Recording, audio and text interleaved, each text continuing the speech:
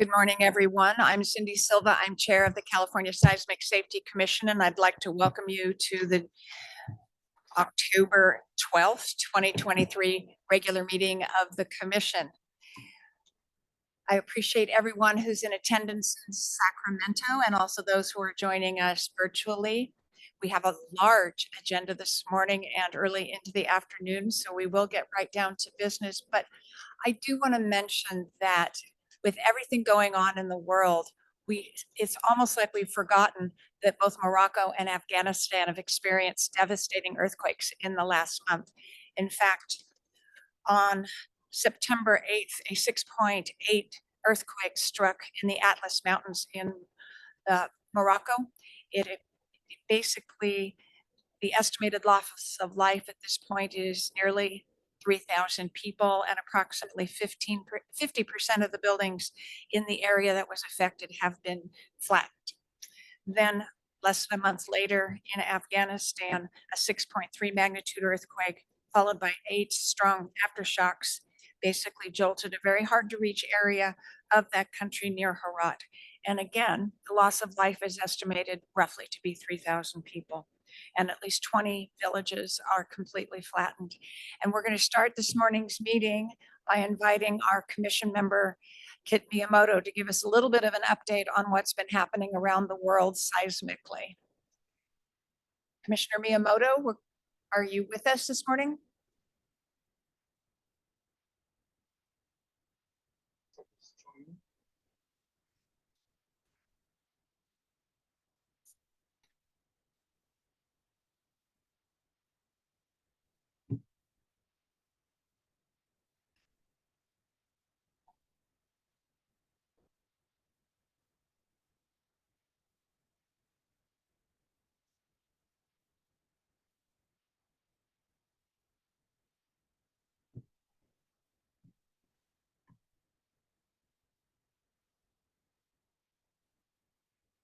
Good morning, Commissioner Miyamoto.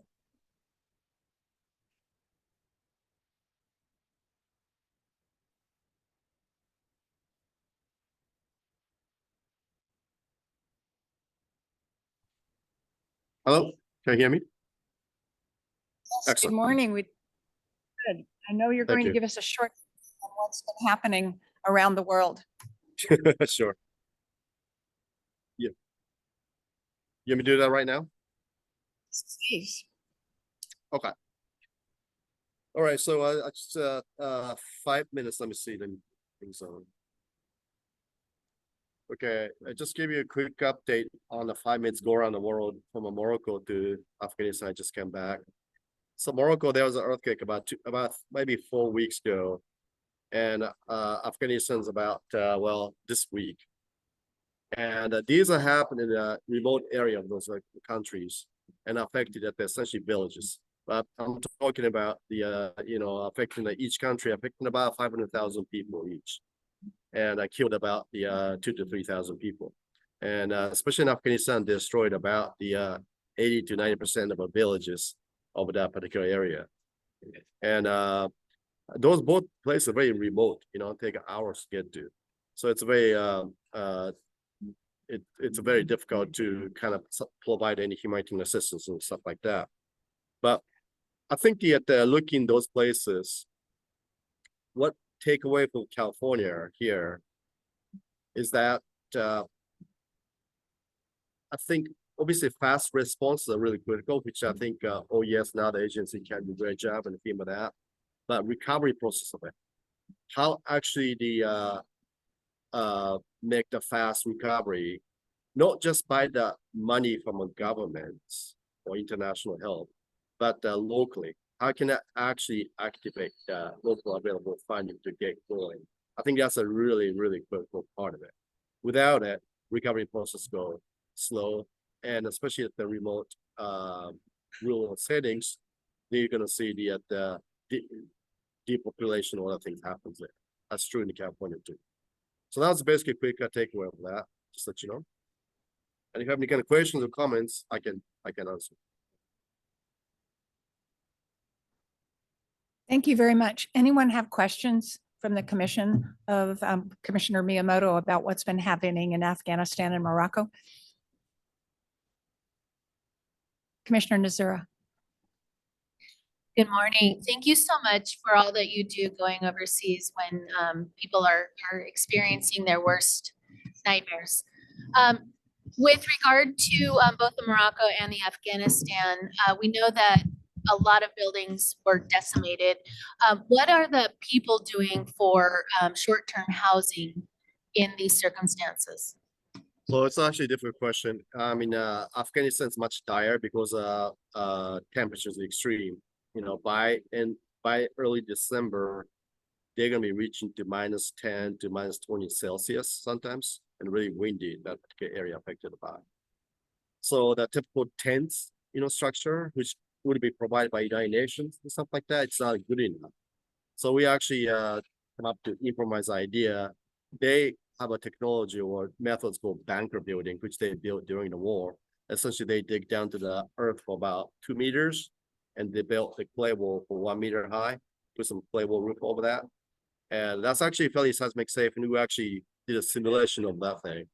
And it actually works for up to my high ground intestine such as 0.5 G or so. So that type of methodology, we are gonna start to communicate to the villagers doing that, Now for the Morocco, that's a little bit of weird condition. As you know, Morocco is it's a kingdom. This king decided to not to ask for any international assistance. So he just want to do everything by himself, be seen as a strong man, which is fine. And I think matter of fact, I think he did a really good job on the response components of it. All the tents and the food and the water and the medical supplies was there. But now the recovery started happening in it. And temperature is not extreme as Afghanistan, but they still get the 0 Celsius there and snow and stuff like that. So the just tent itself is good enough. And so our basic approach is that the repairable structure fast as possible. So rather than spend money in new construction or new anything, try to repair the repairable, so get back the population back to the safer homes as fast as possible. That's considered to be the I think best practice though, to just repair it fast. And that's something really applied to California too, just repair things fast as possible. I think that's really important. And strengthen it sometimes. Thank you very much. If there are no other questions of our commission colleague, thank you very much, Dr. Miyamoto, for everything you do across the world, as Commissioner Nazura said. And we look forward to seeing you in person at some point. I hope so. Yeah, actually tomorrow I can fly back to Ukraine actually, but they've been back in 1 week or so. Yeah. Thank you. Yeah, I will now turn back. Thank you. I'll now turn back to the agenda. As I mentioned at the start of the agenda, we have a very, very booked agenda today. I'd like to call this meeting to order and ask staff to take the call of the roll. Chair Silva, Here. Vice Chair Rodriguez, represented by Sean Connolly, Here. Commissioner Portino, represented by Astrid Hokeman. Could you repeat that last one because there were multiple voices? Commissioner Portantino, represented by Astrid Hokeman. Commissioner Claire, represented by Diane Gould. Commissioner De La Cruz. Here. Commissioner Garnes. Here. Commissioner Ward, represented by Lori Nazura. Here. Commissioner Kim Lopez. Here. Representative Irina Brosman. Here. Commissioner McGowan. Here. Commissioner Miyamoto. Here. Commissioner Rabbit. Here. Commissioner Wells. Here. That's the roll call. We have a quorum. Thank you very much. The first item on our agenda this morning is public comment on items on the agenda. We are going to take all public comment on the agenda as a total this morning. We have a lot of items, so I will refer you what they are. This is where we will take public comment on both the minutes of the July 20th and August 31st meeting, public comment on the appointment to the State Historic Board, public comment on presentation on Southern California Edison's resilience work, public comment on 2 AB 100 reports, one from the California Public Utilities Commission, the other from the California Energy Commission, a report from FEMA on their earthquake programs, and our project updates and miscellaneous announcements. If any member of the public wishes to speak to us on any of those items and we will, before you begin to speak, I will ask you which item you are speaking to so that we can calibrate with you as to what comments we are receiving. And your comments must stick to the subject. So does anyone wish to speak to us on items that are on the agenda this morning? Please use the raise hand feature to advise us that you wish to do that. And you will be limited to up to 2 minutes.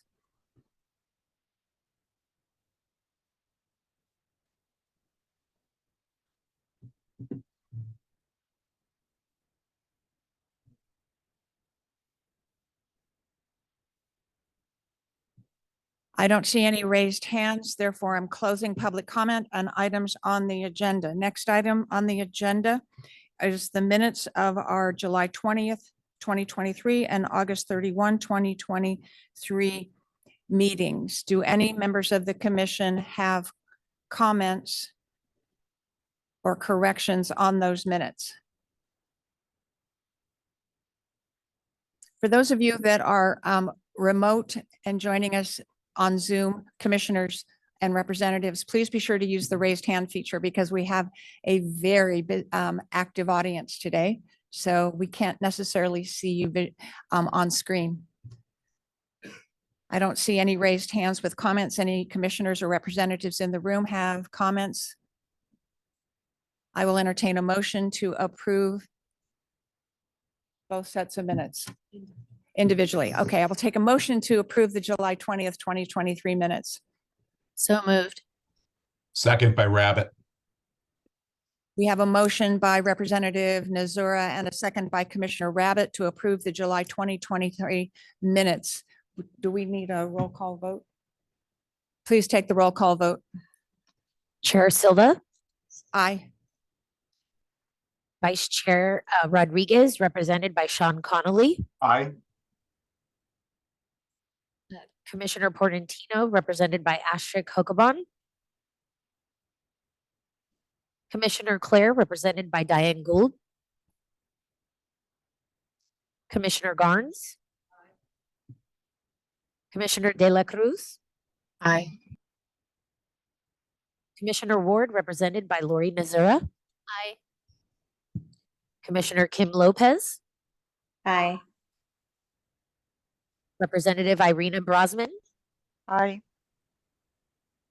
Commissioner McGowan, Aye. Commissioner Miyamoto, Aye. Commissioner Rabbit, Aye. Commissioner Wells. Aye. Motion passes. And now we will entertain a motion to approve the August 31st, 2023 meeting minutes. Motion that we approve August 31st, 2023 minutes. I'll second. We have a motion by Commissioner Garnes and a second by Commissioner Wells to approve the August 31st, 2023 meeting minutes. Would you please take the roll call vote? Chair Silva, Aye.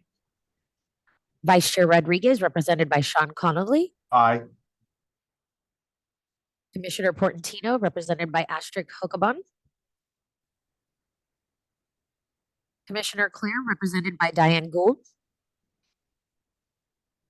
Commissioner Garnes, Commissioner De La Cruz, Aye. Commissioner Ward, represented by Lori Nazura, Aye. Commissioner Kim Lopez, Aye. Representative Irina Brosman, Aye. Commissioner McGowan, Commissioner Miyamoto, Aye. Commissioner Rabbit, Aye. Commissioner Wells. Aye. Vote passes. Thank you very much. The next item on the agenda, I will turn to our executive director to explain that the Seismic Safety Commission has a seat on the State Historic Building Safety Board. Thank you very much, Chair Silva. Yes, so we do have a seat on the, can you hear me? Can you hear me? Okay. So yes, we do have a seat on the State Historical Building Safety Board. Our previous representative was Commissioner Miyamoto. We did query commissioners and Commissioner Brosman decided that she would be willing to step up to this position, which requires a vote by the commission. So we are here today to consider that appointment and vote on that appointment. Thank you very much. Do any commissioners or representatives have questions or comments on this item? Please, for those of you who are joining us virtually, please use the raise hand feature so we know you'd like to have a comment. I don't see any comments or questions. We need a motion to approve. Make a motion to approve. Second, Who made the second if you don't? Sean Connolly. Thank you very much. We have a motion from Commissioner Garnes and a second from Representative Connolly to approve the appointment to the State Historical Building Safety Board. Could we please take a roll call vote? Chair Silva, Aye. Vice Chair Rodriguez, represented by Sean Connolly, Aye. Commissioner Portantino, represented by Astrid Hokavan, Commissioner Claire, represented by Diane Gould, Commissioner Garnes, Commissioner De La Cruz, Aye. Commissioner Ward, represented by Lori Nazura, Aye. Commissioner Kim Lopez, Aye. Commissioner or Representative Irina Brosman, Aye. Commissioner McGowan,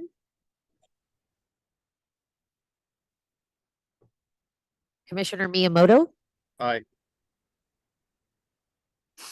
Commissioner Rabbit, Aye.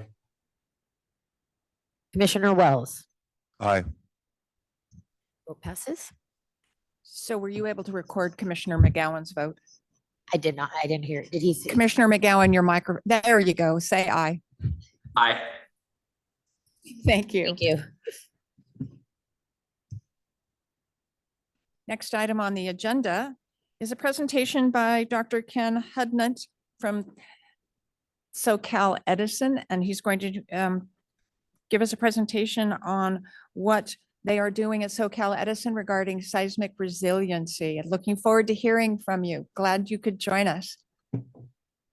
Thank you, Chair Silva. Thank you, commissioners, staff, and the audience for this opportunity to share ideas based on our application of this strategy within the Southern California Edison infrastructure program, as we are looking forward to improvements to the grid to take on all of the challenges that lie ahead. We want to always keep in mind seismic resiliency, not only improving resiliency with our existing assets, but looking to the future and ensuring that geohazards are considered along with many other factors as we plan for the future of the power grid. If I could, I'd just like to say for a moment a little bit about my background. Before starting to work at Edison 3 years ago, I had a 28-year career with the U.S. Geological Survey in the Pasadena office. I had the pleasure to work with many of you in my previous role, and just wanted to start with that. If Trinity, if I could ask for your help, I'm not seeing the option to request remote control here. So if someone could advance my slides and bring those up, that would be fantastic. Dr. Hoodnett, if I could interrupt for 1 second, are the commissioners who are joining us remotely able to see the presentation slides? Not currently.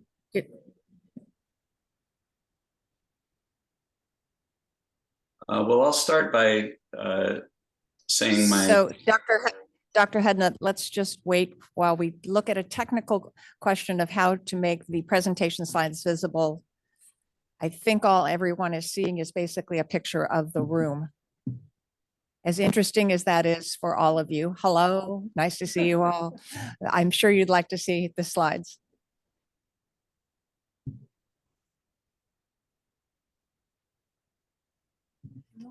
just so you know, we did practice. Everything was working great yesterday. But it's today.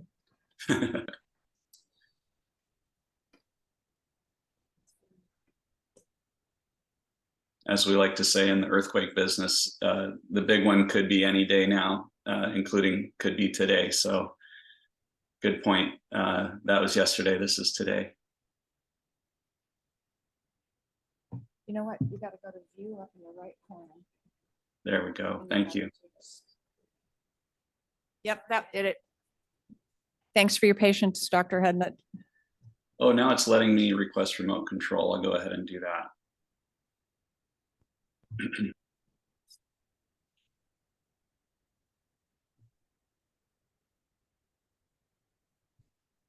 Great, thank you. I hope you can see my cursor. So intersections, a strategy for increasing seismic infrastructure resilience. What I'd like to do is go through these slides with you and start with this, that we are in earthquake country. This should come as no surprise. I'm trying to advance the slides here. There. California is earthquake country. We need disaster resilience planning, seismic mitigation, and seismic risk reduction. We know how to retrofit buildings and infrastructure to prevent future seismic impacts. Edison has developed a strategy to help prioritize seismic mitigation projects, and we thank the Seismic Safety Commission for this opportunity to share these ideas. Together, we can prevent earthquake disasters. We can outsmart disaster.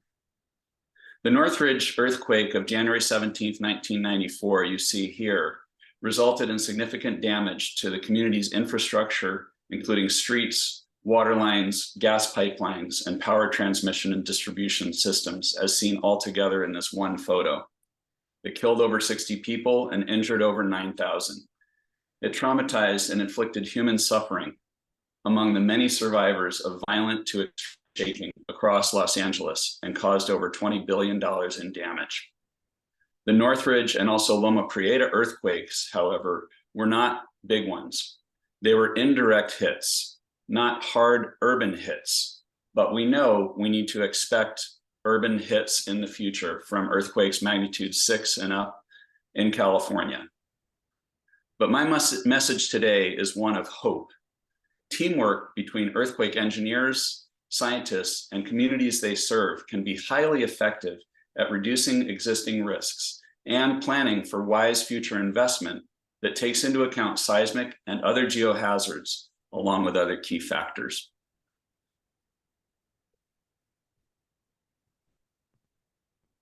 So the strategy of Southern California Edison's Seismic Resiliency Program is shown by this triangular diagram. I'm going to get into that in a moment, but first, the mission of our program is to provide seismic safety and reliability for Edison personnel and the public, and business continuity for critical operations. My part will be in 3 parts shown here, 1, 2, and 3. First, intersections. We'll look at how risk is concentrated where fault lines intersect lifelines, a nice simple concept. Then we'll get into this resiliency pyramid, as we call it, with a tranched approach that's explained in the SCE 2022 RAMP filing with the CPUC. That's the basis, and that's our strategy for the current rate case that's pending. Thirdly, the natural system and the infrastructure system are both nonlinear, so scaling and taking into account that nonlinearity is a challenge. What it means in the end is that it makes even more sense to concentrate our assessments and our investment on the critical assets at the top of this triangle, what we call tranche 1. So my takeaway, I hope you'll get from this talk, is that all of what I'll present today is common sense. It's a strategy and an approach that makes sense and that we use to guide our investment. And our hope is that these concepts may apply to other infrastructure, other asset portfolios that others manage, so that these ideas may carry and have an ability to transfer out from our use at Edison to potential future use by others as well. I wanted to emphasize too that this approach combines both safety and reliability.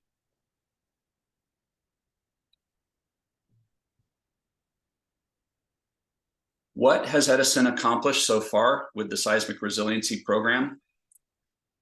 Edison has invested $186 million from 2016 through 2023 in a diverse mixture of completed mitigation projects. You see a part of our team here in this photograph. This was at the inspection point on the completion of 50 bulk electric substation switchyard mitigation upgrades during that time. And our team came together in the field to look at this one example of those 50 substations. So those are a major milestone and achievement that are celebrated with an article by Edison International's Energized. That article was just released yesterday. There's a link to it at the end of this presentation.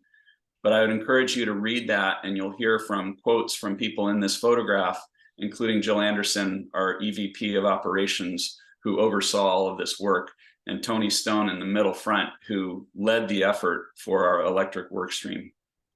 In addition, Edison's been doing building retrofits, 2 critical buildings and 26 office buildings, and we're continuing to assess those buildings and work on improvements on non-structural as well, including computer equipment racks, for example, at our data centers. So there's a lot of work in progress still as well as we could carry the program forward. So let's take a quick review of the hazards that are faced in California, and in particular in the Edison service territory that's shown by the yellow polygon on this map. The background of the map in blue shades has dark blue meaning high hazard, and that's concentrated along the San Andreas fault system that's shown by a red dashed line. Now, if you take a look at what could happen in the future, as the USGS-led shakeout scenario did, that's the smaller map that's tilted a little. That red pattern is the shaking that's expected from a big one on the southern San Andreas fault. If and when that earthquake happens during our lifetimes, literally no one gets to say, nobody saw this coming, because really everybody has been communicating for well over a decade. It's actually been about 40 years that this southern San Andreas fault has been recognized as the most likely source of a 7.5 or greater earthquake in California. We know that the San Andreas fault was the source of the 1906 earthquake tragedy in San Francisco, and also the 1857 earthquake that struck Southern California, but really before Los Angeles was even very much of a city. There were only a few thousand people living there in 1857. Both of those big ones on the San Andreas fault were about magnitude 7.8. So the scenario that you see here was meant to be, what if that size earthquake were to happen today? So we and others, many of you who are on this call, have worked alongside with us in using this scenario as a basis for the 2022 Edison full-scale exercise and other planning activities to be ready for such an event.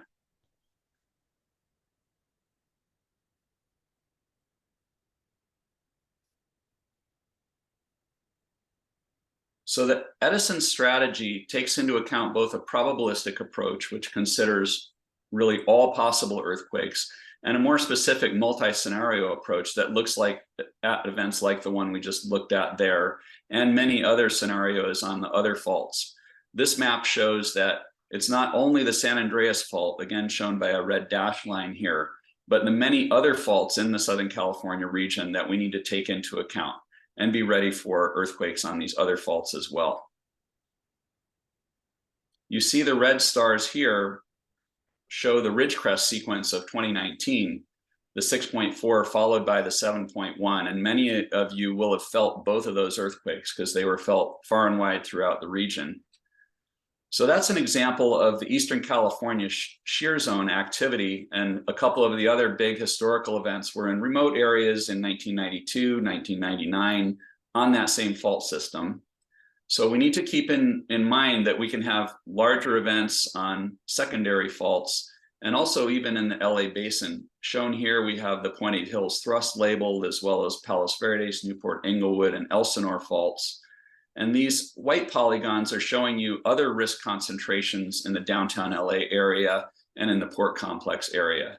So again, through use of exercises, the senior leader seminars at the LA Fleet Week year after year, people have been preparing for a large urban earthquake in LA, as well as San Diego, as you know, from the activity that many of you have helped with, and in the Bay Area as well with the Haywired scenario. So the use of scenarios can be very powerful in focusing attention and for use in an exercise type situation. So we do that as well. I want to come back to this and say a little more about it. With this diagram, I wanted to break down that intersections concept that's in the title. Where a line of natural hazard intersects a lifeline, risk is concentrated. So again, back to the San Andreas red dash line, and now I've added a yellow dash line perpendicular to it, representing any of the many lifelines that connect Los Angeles and the refineries there to Las Vegas, for example. Going back the other way, power from hydro assets on the Colorado River bring power to Los Angeles along that yellow dash line. And where the San Andreas fault line in red intersects the yellow dash line that represent the lifelines, there's a white circle. That represents Cajon Pass, where the I-15 crosses. So if you're going from LA to Las Vegas or back, you're crossing the San Andreas fault at Cajon Pass at a place called Blue Cut. Well, that white circle is where a lot of critical lifeline infrastructure crosses the San Andreas fault. The 2008 shakeout scenario made a point of this, and prior to that, FEMA had studied co-located lifeline infrastructure and potential for a variety of different kinds of incident when you have that closely compacted coincidence of many lifelines all together. So when we look at a strategy for increasing infrastructure resilience, we look for these risk concentrations where lifelines intersect fault lines, for example. So that's a guiding principle behind our strategy of how we zero in on where the risks are especially high. So that circle at Cajon Pass is here in the center of this map. And you see again, now we're looking at the shakeout scenario shaking pattern. This is what we expect in terms of shaking from a future 7.8 on the southern San Andreas. And here at that circle where they intersect is where the I-15 crosses at Cajon Pass. And you see an inset with small photos showing all of the different lifeline infrastructure that I just mentioned. Buried steel pipelines carrying jet fuel, diesel fuel, gasoline under pressure from the refineries and pumping to get those up the hill and out to Las Vegas at higher elevation. You also see rail lines, that's goods movement from the port complex to the rest of the nation, and all of the telecommunication bundles that go through there. And that's not just landlines and internet, but also cell phone, which is carried through fiber for parts of the way that the data has to travel from your phone to the network and get out. And so it's with all of that in mind that we think about this intersections as a very powerful concept as to how to help us zero in on where the risk is high. The white oval is a secondary, also important concentration of a lot of lifeline infrastructure along the Coachella section of the San Andreas Fault that I wanted to also specifically mention.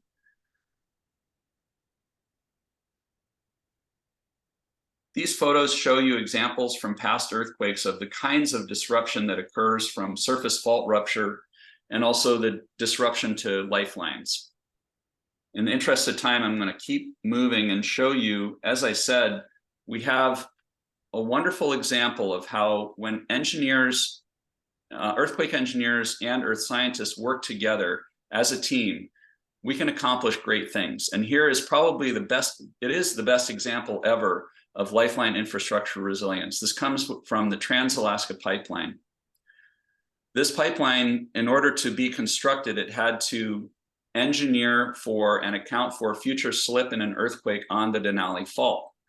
So the engineers took that into account and designed a flexible section above ground that you see in this photo panel. And when the earthquake happened in 2002, it was a magnitude 7.9. It ruptured the Denali Fault. The amount of fault slip within this section of the pipeline was about what the geologists had estimated. And so the engineers had taken that amount of slip into account in designing it. And you can see here that the rail line sections were used along with Teflon sliders to allow the fault to slip underneath and have the pipeline accommodate that movement by movement of these Teflon sliders. Not a single drop of oil was spilled. And so this is a tremendous achievement, but it just shows you that when we work together, we can do great things. Now, I mentioned that Southern California Edison has invested $186 million from 2016 through 2023. In 2016, the program was consolidated, and prior to that, seismic resiliency had been done by independent departments. So bringing all of these together has allowed us to do cross-cut coordination, which has been helpful and has allowed us to be even more efficient with our program. I want to give a shout out and thanks to Amber Topoleski-Richards and the seismic workstream coordinators who have been executing these projects one after another as we buy down seismic risk.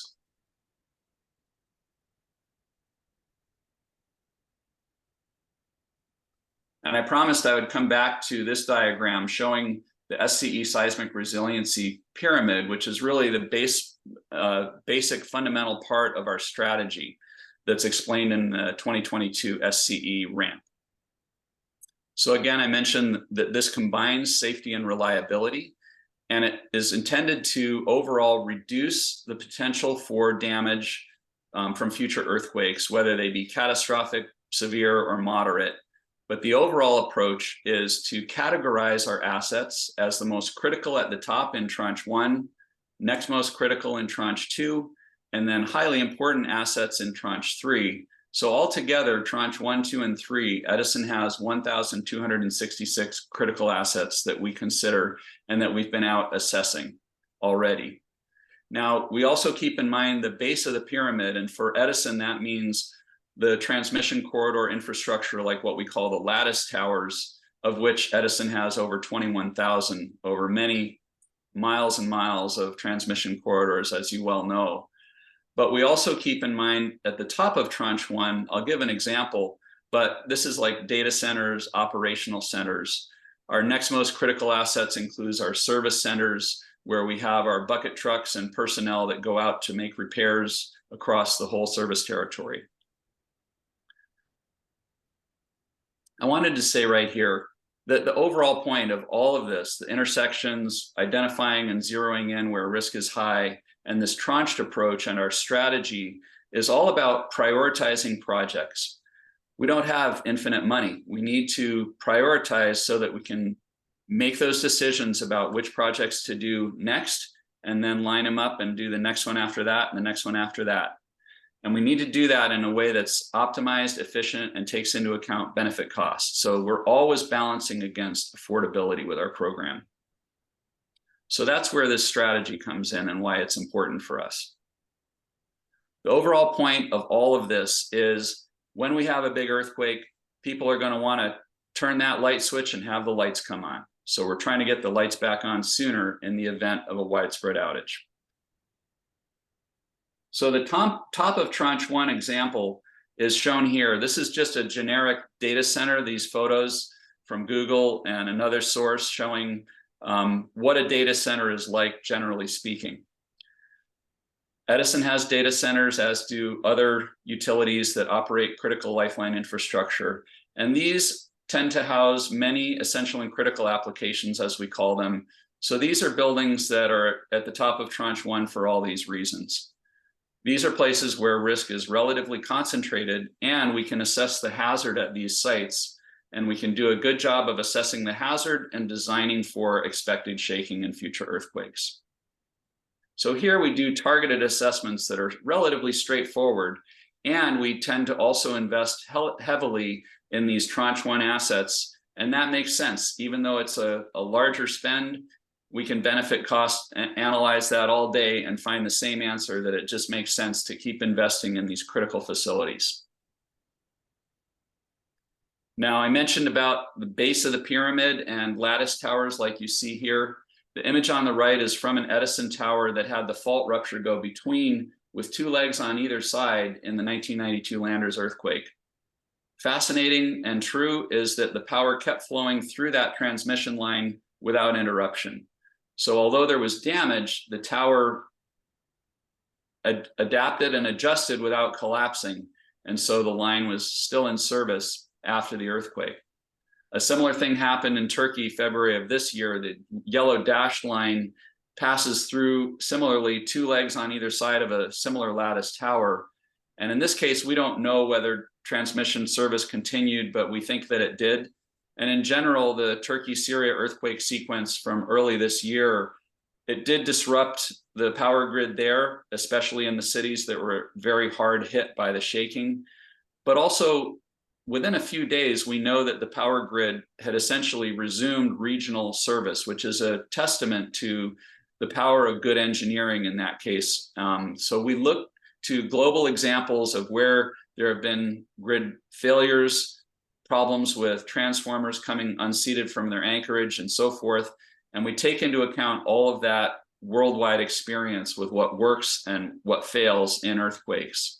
So with our transmission corridors, as I mentioned, we have over 21,000 lattice towers like these just in our bulk electric side, and subtransmission included, it's over 57,000. So we're in the process of assessing hazards, not only earthquake shaking, but surface fault rupture, potential soil liquefaction, and potential earthquake-induced landslides, those types of geohazards impacts.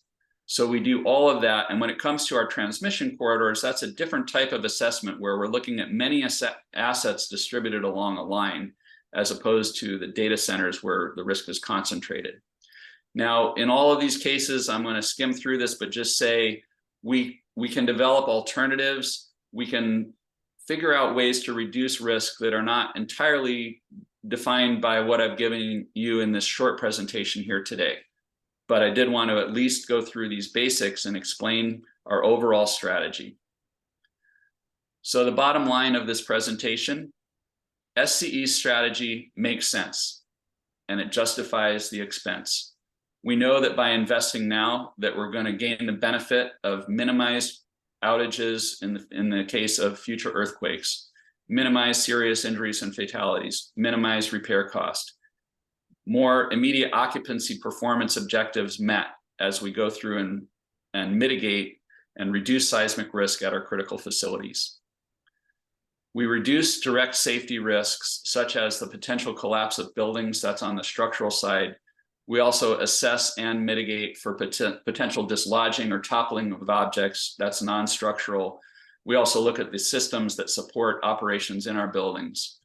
And again, the point is to reduce duration of potential widespread outages, because we know it's not only about reducing direct repair costs to Edison facilities, it's also about those indirect impacts and trying to reduce the public safety impacts and economic impacts to our communities. So Edison strategy is to increase seismic resiliency of the electric power grid. And once again, I just want to thank you for this opportunity to speak today. I mentioned that there would be a link here on this final slide to the newly released Energized article about those 50 substations and the completed mitigations there.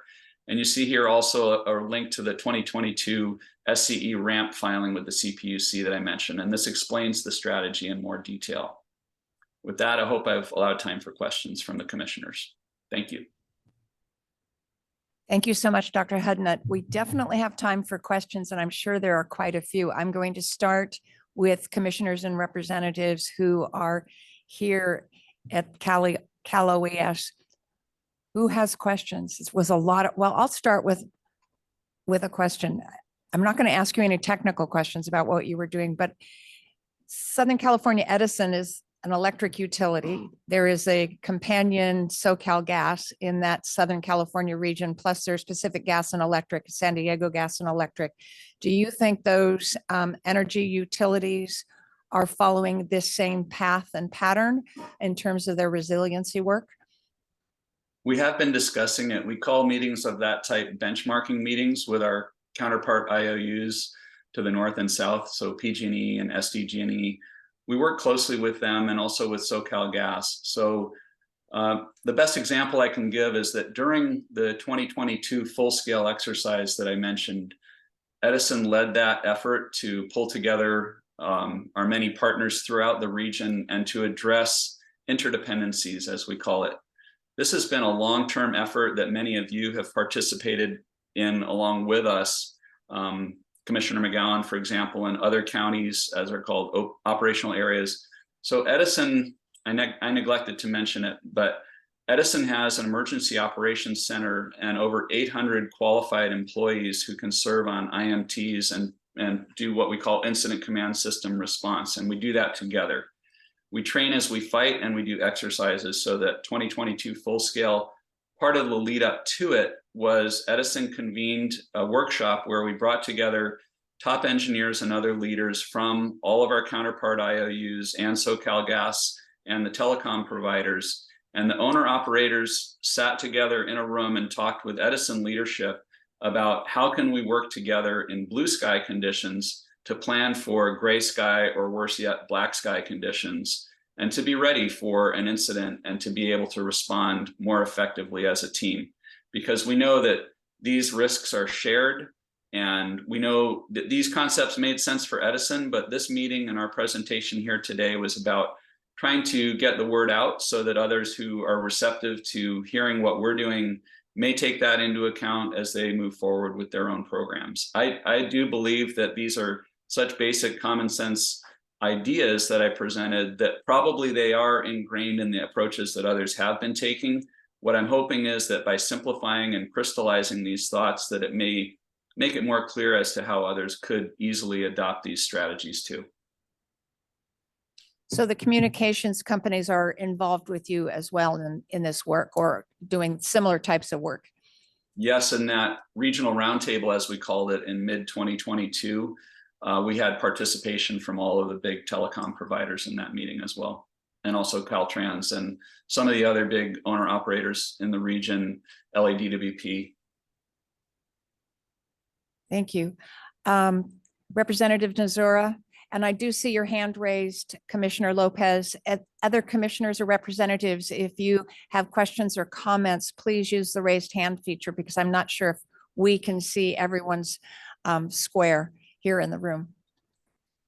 Thank you. Thank you for that presentation.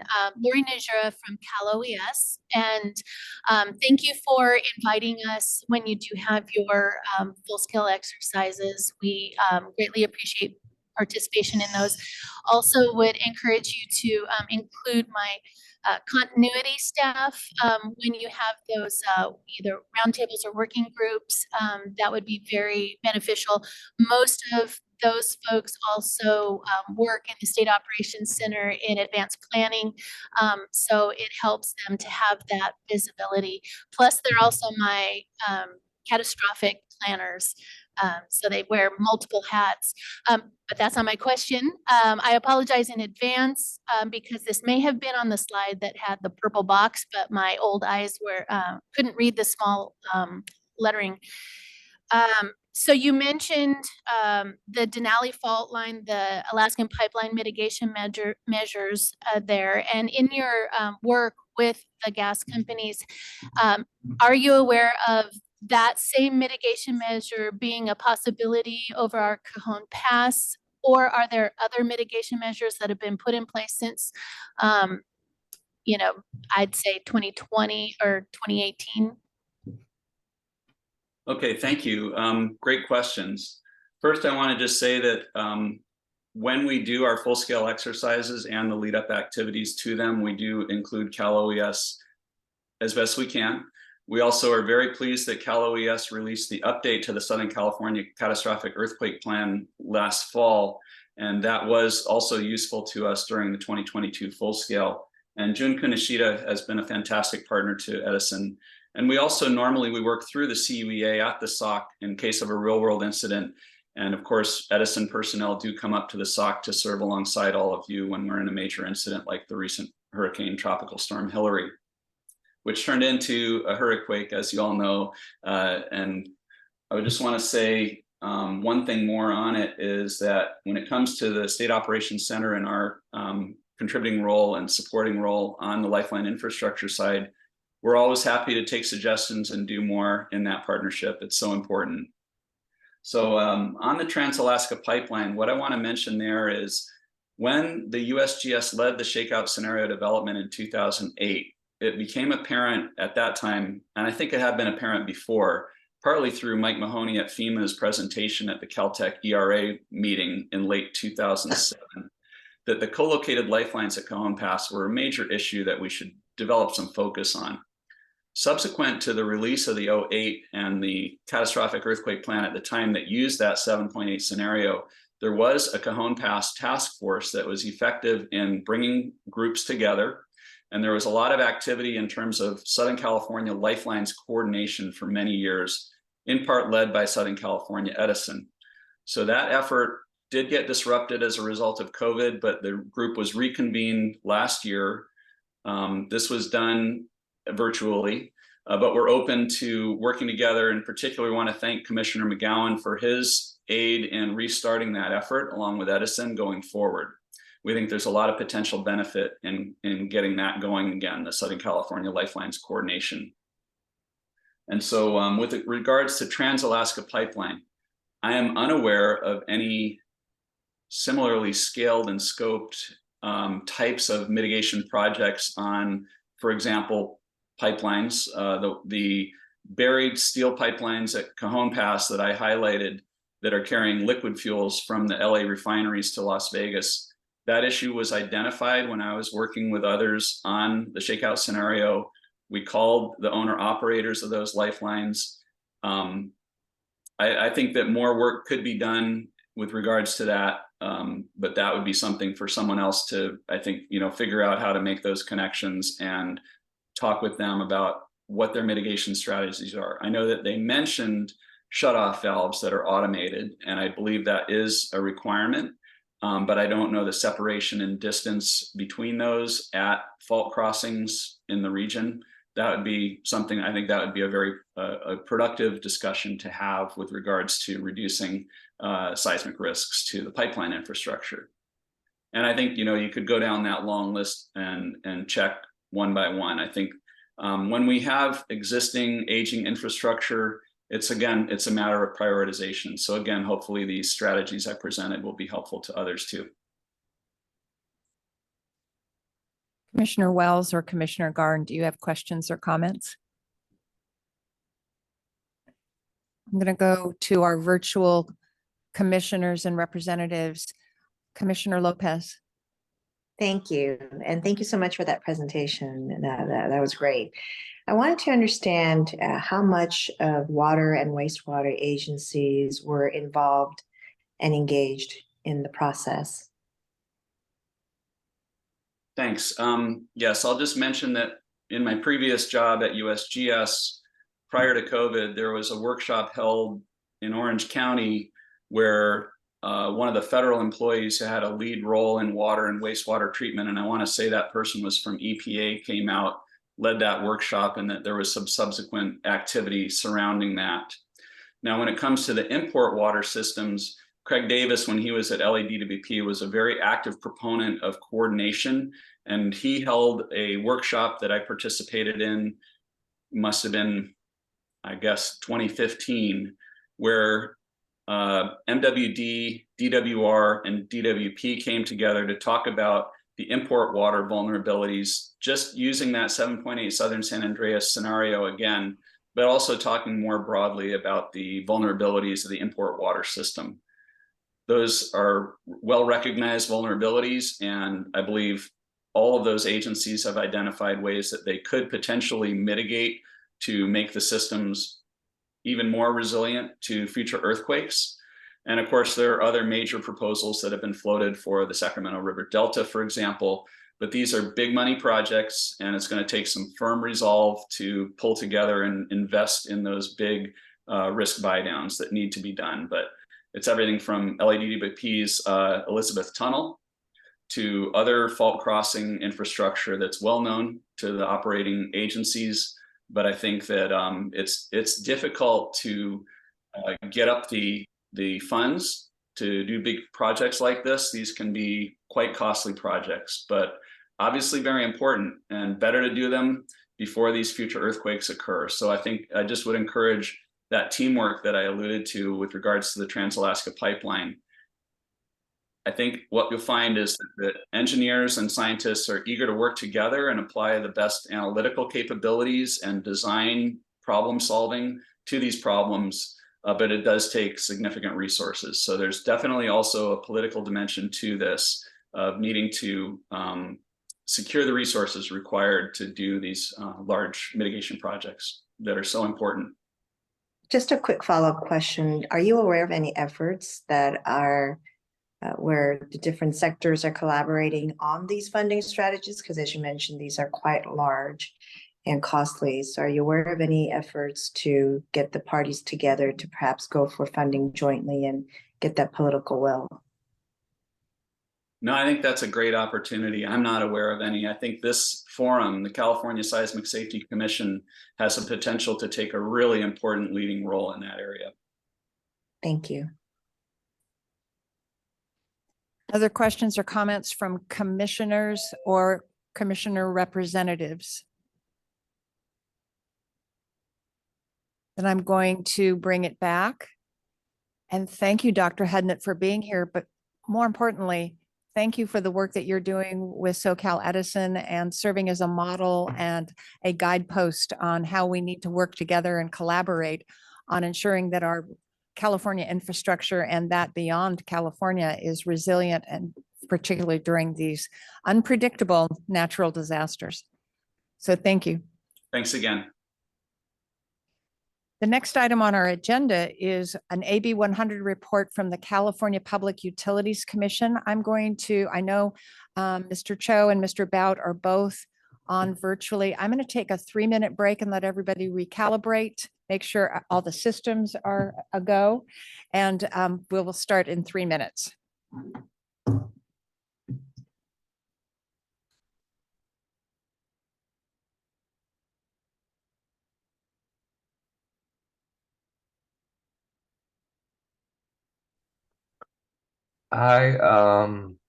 If anyone, whoever is on, just need to get the access to the share. You just have to take the slide down, and then I can make the request.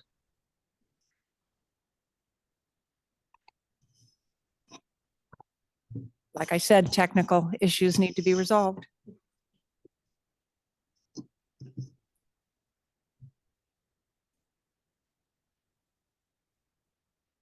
Just checking if you could see the slides.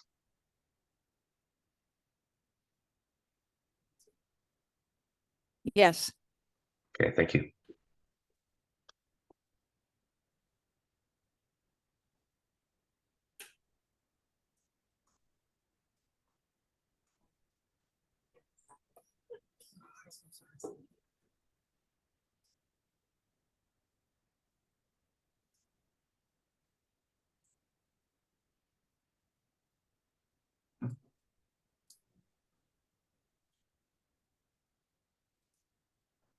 Good, how are you?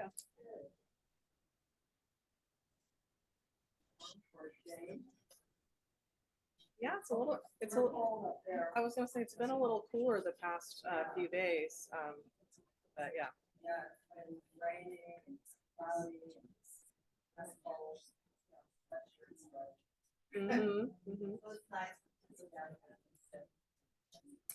Yeah, clear skies, yeah. Good. Yeah, I just got it. I don't know, I got some kind of like cold that is still, I felt like a little bit of a tickle, but I mean, it just kind of knocked me out, and it wasn't COVID. Maybe it was the flu or something, because I still haven't got my flu shot yet. But, so I'm feeling much better. Sun's out. I can talk, I can talk without coughing, yeah, so, yeah. Did you drive down? Okay.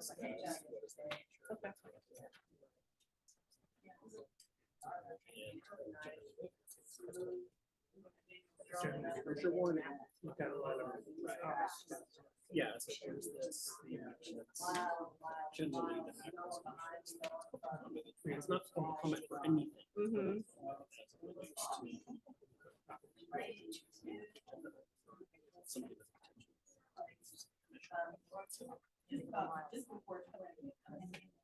Okay.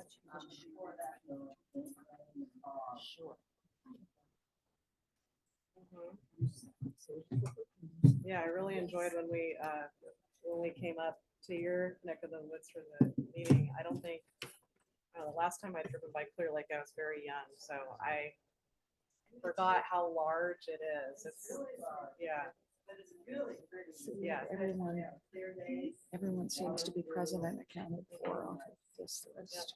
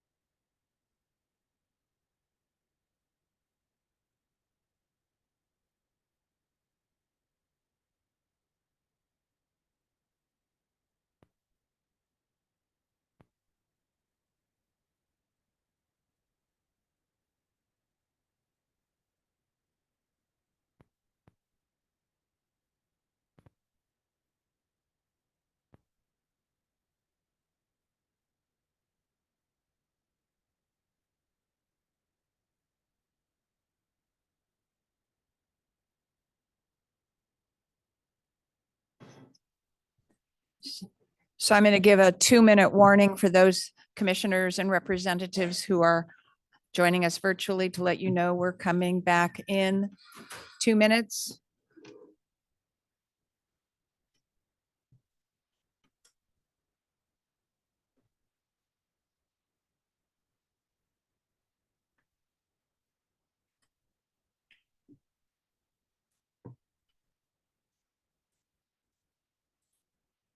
All right, welcome back to the October 12th, 2023 meeting of this California Seismic Safety Commission. For the record, please note that Representative Diane Gould for Ida Clara, the state architect, has joined us in the meeting. And also just a reminder, at the outset of the meeting, we took public comment on items on the agenda. And so we were not taking public comments on agenda items intermittently. The next item on our agenda is an AB 100 report from the California Public Utilities Commission, and I will turn it to our executive director for an introduction. Thank you, Chair Silva. Yes, so we call these the AB 100 reports because AB 100 is what brought us into Cal OES and specified certain agencies and departments to report out to us as requested by the commission. So we have requested this is our 6th and 7th reports to the commission. We have a couple more to go that are specified in the actual legislation and code. We should hear from those next year. So I'm pleased to have the CPUC report out to us today and thank them for their willingness to come and present to the commission.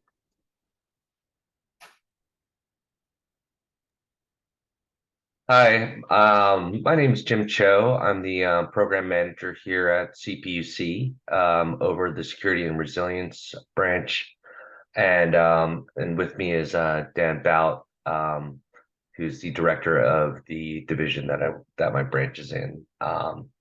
And so it's really good to follow actually Ken Hudnut, Dr. Hudnut's presentation, because it kind of gives a little bit of insight into what we do at the CPUC overall, which is really to set regulatory requirements for the investor-owned utilities within the state of California, and to find ways to encourage and monitor the work that they do. And so for industries such as electric, gas, water, telecommunications, and rail, there are various types of regulatory requirements that we place on them, but also at the same time monitor and enforce, as well as go through what is the big thing, which is the general rate case, which establishes the budget, as well as our rates are as customers through that. So really great to be sandwiched between or following Dr. Hudnut's presentation. So to get to the meat of the presentation, so quick overview. We have seismic compliance, which are regulated really with CPUC authorities, but also in partnership with federal and state agencies and responsibilities and mandates. And so it's not just us sitting in a little silo. We have to look across the board and coordinate with various other agencies that include places like the Federal Rail Administration or the State Water Board, Cal OES, it's a wide range of agencies that may have requirements for these utilities or responsibilities and authorities in areas such as emergency management. And so just a snapshot of how broad the scope of the CPUC is. We look at electric, gas, telecommunications, water, railroad, rail transit, and passenger transportation. And so it's a very, very broad view of industries, and it's very specifically investor owned. So when we talk about a place like LADWP, that they are actually a municipal, and we don't regulate that organization. But when you talk about SCE or PG&E, those are the ones that we do regulate. And so with that, we take a very all hazards approach to safety and emergency management. And through each of our industry divisions, because we have ones that look at them from a lot of different aspects, we work to ensure safety and reliability within California, and how they operate and whether they're prepared for disasters. Moving on to the next slide. So really the three things we look at are coordination, preparation, and mitigation. And so coordination is really looking at working with our regulatory partners within the state and the federal spaces, making sure that the requirements that we're setting, the monitoring that we're doing, that it's in line with the progression and the direction that everybody else is going in. Preparation, we're really looking at making sure that the investor-owned utilities have a game plan for when something happens. And so I'm going to steal Ken's kind of line here, which is, after an earthquake, when customers flip the switch, the lights turn on. And so that is really the ability to do the response and actually recovery of it. And then mitigation, we look at resiliency planning and infrastructure strengthening, which is some of the detail. To envision the details, it's what Ken is talking about in his earlier presentation, but then we're also talking about a lot more when we're talking about telecommunications and rail and water too. So, but at the end of the day, our big approach is really an all hazards approach with very specific requirements related to earthquakes. So when we look at specifically the electric industry, we're really looking at the area of emergency management. And we have these regulations, which are general orders and it's General Order 166, which actually creates these standards for the investor-owned utilities to be able to operate and restore power during post-disaster. And so as part of that, they develop all hazards emergency response plans. And these are in line with how California Cal OES requires them to look, as well as in line with the National Incident Management System, and also using a lot of the planning guidance that comes out of FEMA. And this way, these plans become interoperable, not just between utilities, but also with the state and federal response. And so that's one of the big requirements we do have for the IOUs, is to coordinate and engage with the governmental entities, counties, local and state, during their emergency planning. And so, and we know that all three of the IOUs, which is SDG&E, SCE, and Southern PG&E, have an earthquake annex to their all hazards plan. And so that is what outlines some very specific actions that they're going to take before and after an earthquake happens.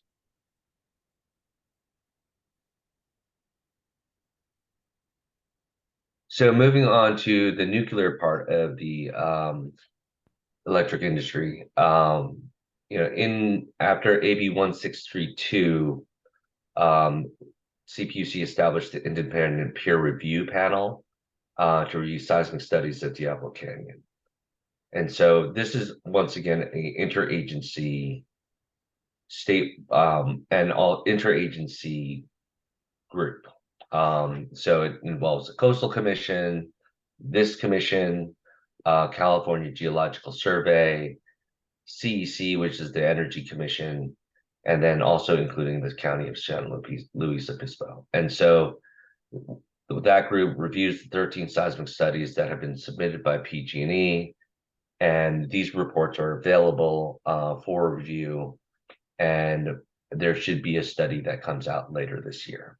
And so that allows for additional monitoring. This is not, a CPC only thing. Like I always say, this is an interagency effort.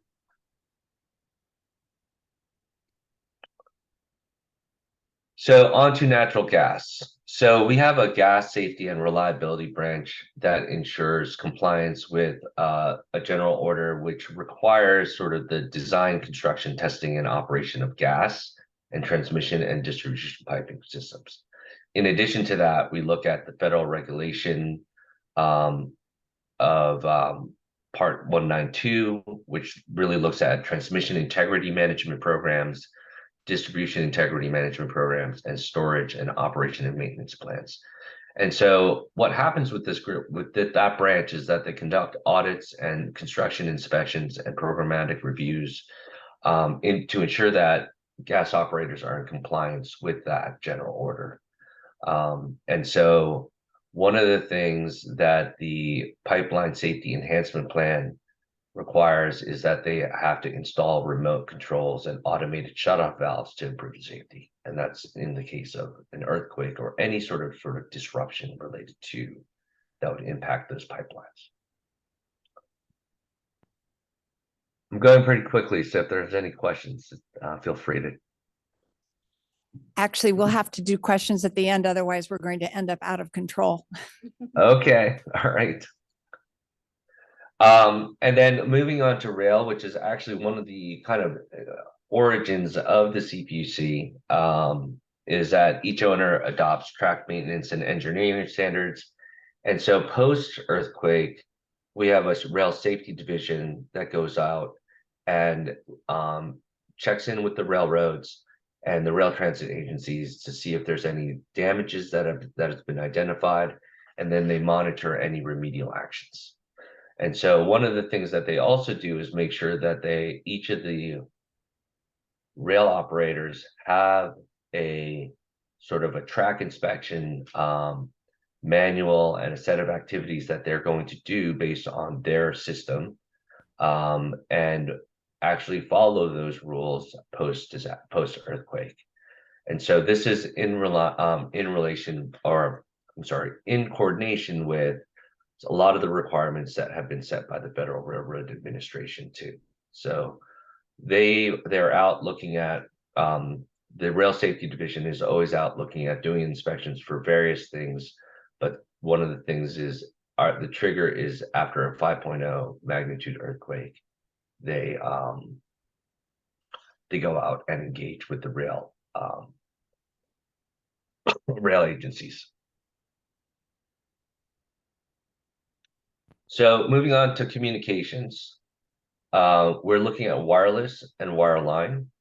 Most recently, there were 2 decisions which basically require telecommunication providers to develop 2 things. One is an all hazards emergency response plan, and then a communications resiliency plan.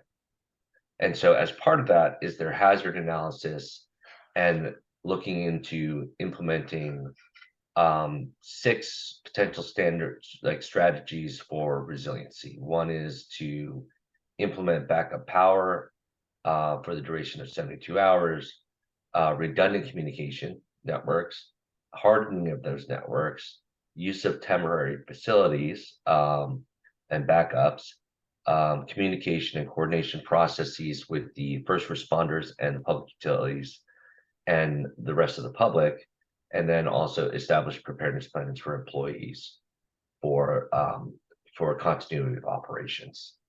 So these are things that have been implemented actually relatively recently in the last 2 years. So the telecommunications providers are working towards building out these plans in terms of the communication resiliency plans.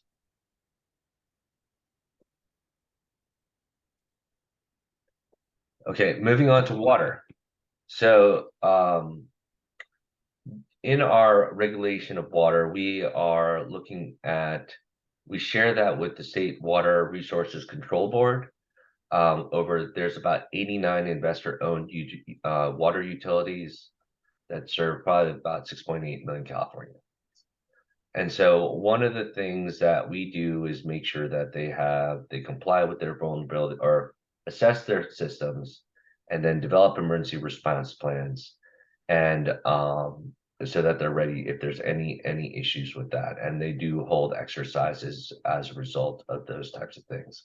And all these emergency response plans are built with all hazards in mind. And then a specific item related to earthquakes. So one of the things that we do make sure is that our way of looking at this is as part of the general rate case, which really, just in plain terms, establishes the budget for these utilities. They have to provide and demonstrate that they have built out an emergency response plan. And so there's a regular check on these things, especially for the large Class A water utilities, and then Class B and D water utilities. We also look at that and see whether or not they have emergency response plans. And so if there's any non-compliance, then we do actually take enforcement action. But there's a lot of monitoring, encouraging, and providing resources to these utilities before any sort of enforcement action does take place.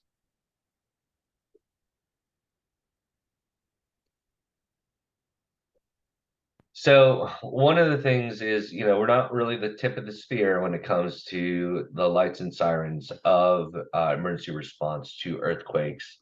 But we do make sure that the investor-owned utilities within the state of California are preparing for emergencies using an all hazards approach. And then make specific modifications or build up resources that are specific that they would need during earthquakes. And so we do have mechanisms for them, or we provide guidance and requirements for them to meet in those areas. But then also we monitor them and make sure that they're actually meeting the requirements before that meeting the requirements that we've established.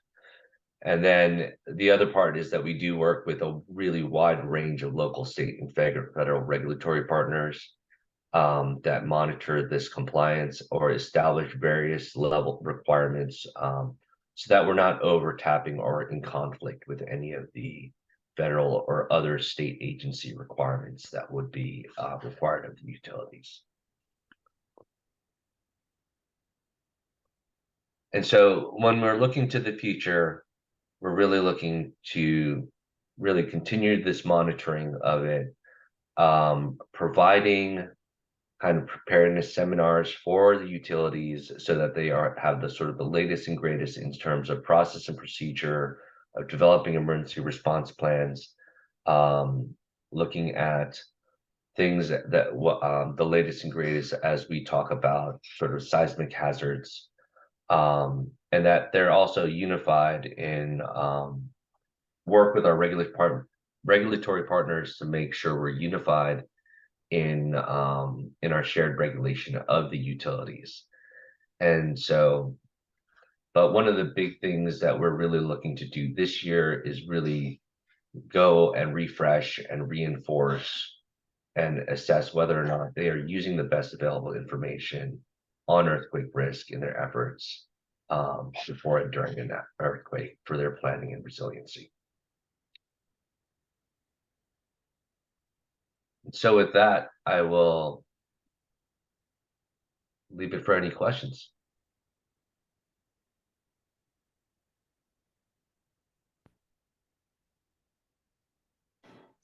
Thank you very much.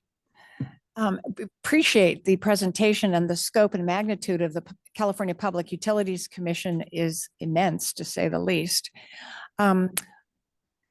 Questions from members of the commission here in the room. Commissioner Garnes. Thank you for the presentation. I just wondered, are you finding that the utilities are complying, or are you actually having to go after, to enforce them? You talked about encouraging them. So are you finding that compliance is actually happening more often than not? We're finding that actually there has been,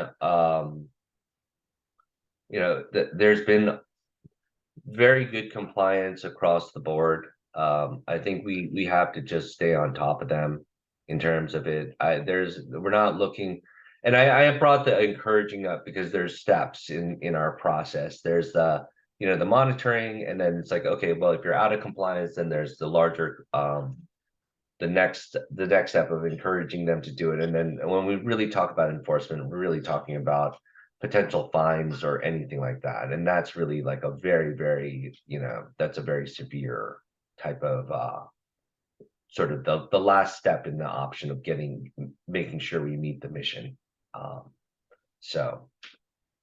But yes, we are seeing, I mean, I think, Ken Hudnut just being part of SCE, I think that is a really, that is kind of the level in which SCE and some of the utilities are at. And that's having known Ken for a long time, the fact that SCE brought him in, and that knowledge that sits in there with in SCE, it's a positive thing. So we're seeing exceptional levels of compliance, and obviously with the smaller ones, they may not be able to afford a Ken Hudnut. I don't think many people could. So it's one of those things where I think we are seeing very clear efforts into making sure that they're meeting the requirements across the board. Thank you. Thank you, Jim. Any other questions from commissioners here in the room? Representative Gould. Good morning. Thank you for your presentation. Lean harder. Yeah. Now you are. Oh, now I am. Excuse me. Good morning. Thank you for your presentation. You mentioned that the CPUC has regulatory authority over the investor-owned utilities, and you gave some examples of those. I'm curious, what are the other examples of some other utilities that fall outside your regulatory authority and would be regulated by other, you mentioned your regulatory partners. Who who are those? I'm just trying to understand the structure of it. Um, I can jump in here if you want. So when you look at transmission lines, right, interstate transmission lines, that would be a function of our federal partners who are responsible for that larger transmission grid. And then when you look specifically to your question about the municipals, a good example might be SMUD in Sacramento, right? And because they have an elected board, that board essentially ensures that they are keeping rates within the public's interest, right? So the function of the commission as it relates to investor-owned utilities is to ensure that there is a step in that process for the investor-owned utility to have to explain, here's why we need the increase in rates if they need one, right, to cover this type of infrastructure and to enforce those standards. So those municipal entities, they still follow the safety standards within the state, but the reporting procedures are slightly different because of the change in authorities. They do have a governing board looking out for the public interests of the members of those utilities. Thank you. So I'm going to ask a couple questions in the same line. So the rate setting staff at the CPUC is separate, I would assume, from the all hazards mitigation staff. How big is the CPUC staff, and what percentage of the functions are really about rates? What are doing this kind of work, and what other work does the CPUC actually involved in? So it differs by industry category. So one of the largest divisions in the commission, which numbers over 1,000, in total across the agency, is our energy division, which looks at the general rate cases for electric and gas. And so that is the kind of the biggest component because, you can imagine the size and scope of the responsibilities for ensuring our green energy goals for affordable rates and also ensuring, the safety of all of California. And so that is a balancing act. Now, in many cases, elements like the safety policy division and Jim's team will actually serve as subject matter experts to provide expertise on specific mitigations. So if an investor-owned utility were to say, we want this type of mitigation and we believe it's going to be this cost, Jim and his staff, having worked with the IOUs on their mitigation plans, been at their procedures, can then kind of give expert testimony on, whether there is a more cost-effective solution potentially, or if that actually meets the risk mitigation goals. And then they can continue to follow up with elements like our safety enforcement division to ensure those specific mitigations are occurring and being put in place. Thank you very much. I'm going to go to those commissioners and representatives who are joining us virtually, and I'll start with Commissioner Lopez. She's Thank going to ask you you. about water. I know. Surprise. But actually, the previous questions were just perfect lead into what I wanted to ask and provide a little context, because the investor-owned utility side of oversight by the Public Utilities Commissions for Water represents about 20% of water in California. And I used to work for one of those IOUs, but now working for a special district. And when you look at someone big as LADWP, some of the largest water agencies are not regulated by the PUC, by their own governing board, but different ways of setting rates. The Public Utilities Commission has allowances and methodologies that water agencies outside of the investor-owned utility community cannot really take advantage of. And that's one of the struggles of funding projects, as Dr. Hudnut said, to do these kinds of programs. And it's something that, I've been a little bit of a chicken little since I've been on the commission about how water and wastewater in California is not ready for a major earthquake. And so from the presentation, I know you mentioned working with the State Water Resource Control Board. What level of conversation has there been in terms of how do you cover all the bases when it comes to water and wastewater in California to do the kind of coordination, the planning that it takes to be able to be resilient for all communities, particularly since majority of it is not under the oversight of the Public Utilities Commission? I'll just give you one little nugget reference point. There's this understanding that water is always about 10 years behind energy. And I know this to be true because I copied and took a lot of the methodologies and strategies from friends at Edison and Sempra and all these places and brought into the industry. So my concern is how do we catch up, and then how do we coordinate so that we can have this broader coverage of resiliency? So I think some of the natural avenues there, right? When we talk about water entities that are outside the commission's traditional authorities, is when we start to have these collaborative exercises, whether they be run by the investor-owned utilities or Cal OES or their local municipal areas. That really is that avenue for demonstrating in the course of an exercise that there is a potential gap, right? What the consequences of that gap will be, and then to kind of be able to make the case saying, look, this is a critical piece of whether it be fire response, meeting critical needs. I think the drought did provide some of those avenues to kind of see where there was severe stresses on the system. But now in the context of an earthquake exercise, that would be illustrative and provide that avenue for potentially looking at, grant funding or other avenues. But that would be that traditional mechanism to invite them, to extend them to those kind of conversations and those exercises so they can document and demonstrate before we actually have the crisis that there is this gap. And that is a big piece because as you well know, when you start talking about these Class D water utilities, right? These are very small. They're, potentially like less than 500 customers. They might have a very limited staff. So, providing an avenue for them to actually plug in, that's important because although they're relatively small, there's more than, 60 of them across the state, and some of them fill these critical niches. And that really is one of those pieces where if we can play a role in ensuring or assisting Cal OES with outreach efforts to them to get them plugged in the exercises, we're always happy to kind of try to pull more people into those overarching exercises. And that's great to hear. I thank you for that because there's about 7,000 water systems in California. Thank you. Other questions from commissioners or representatives? I did have one about communications, wireless and wired. What is a facility-based telecoms company? I think I know, but I want to get it clarified.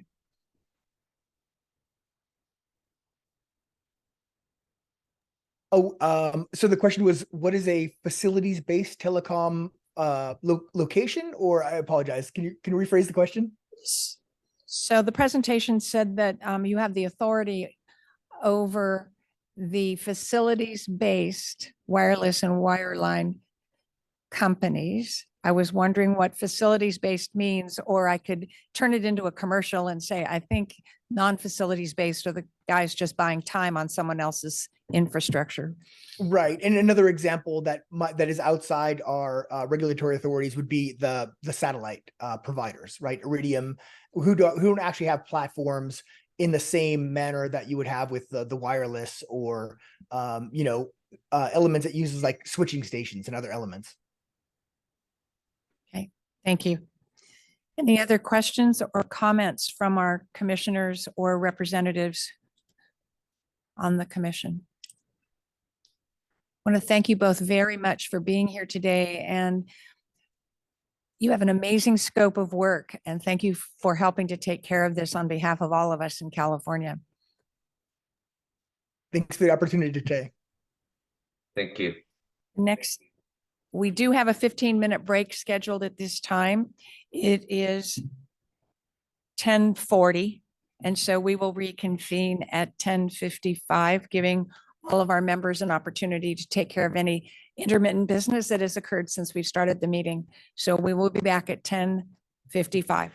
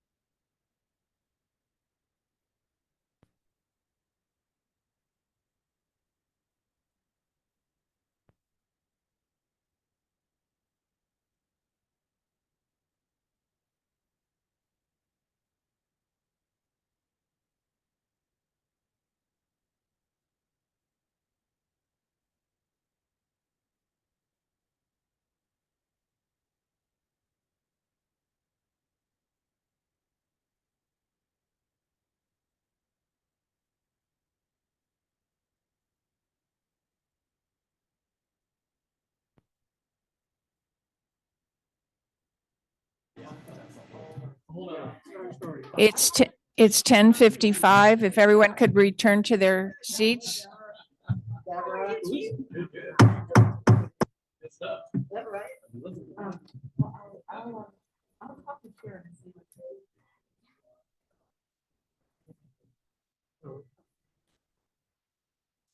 Thank you, everyone, and welcome back to the October 12th, 2023 meeting of the California Seismic Safety Commission. The next item on our agenda is another report from one of our ancillary agencies, and I'll turn it to the executive director.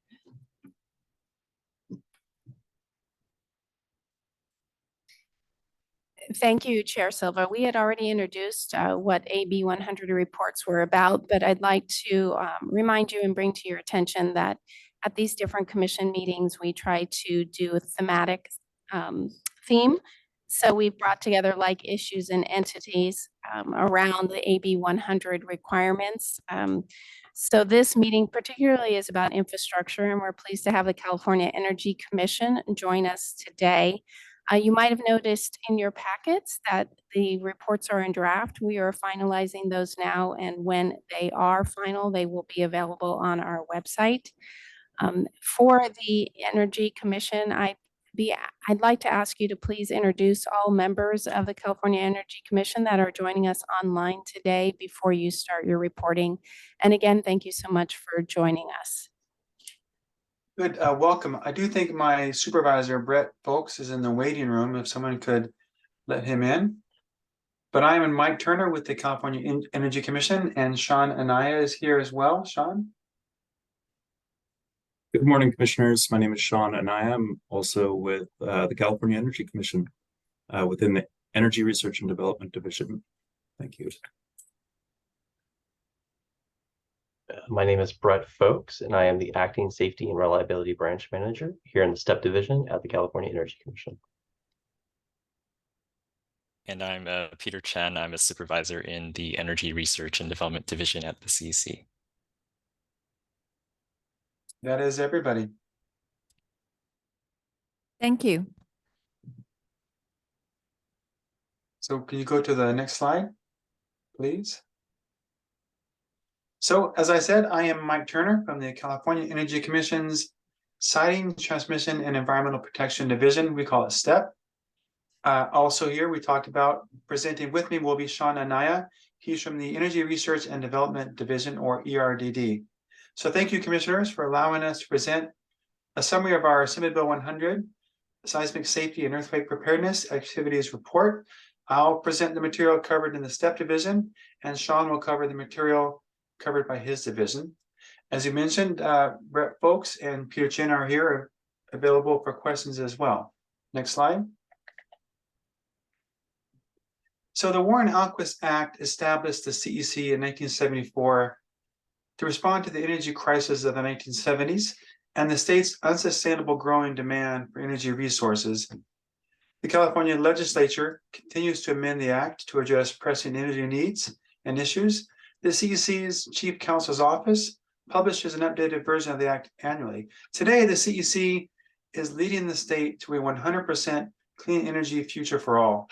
And the CEC plays a critical role as the state's primary energy planning policy agency, working to create an energy system for the future, one that is clean, affordable, reliable, equitable, and safe. Next slide, please.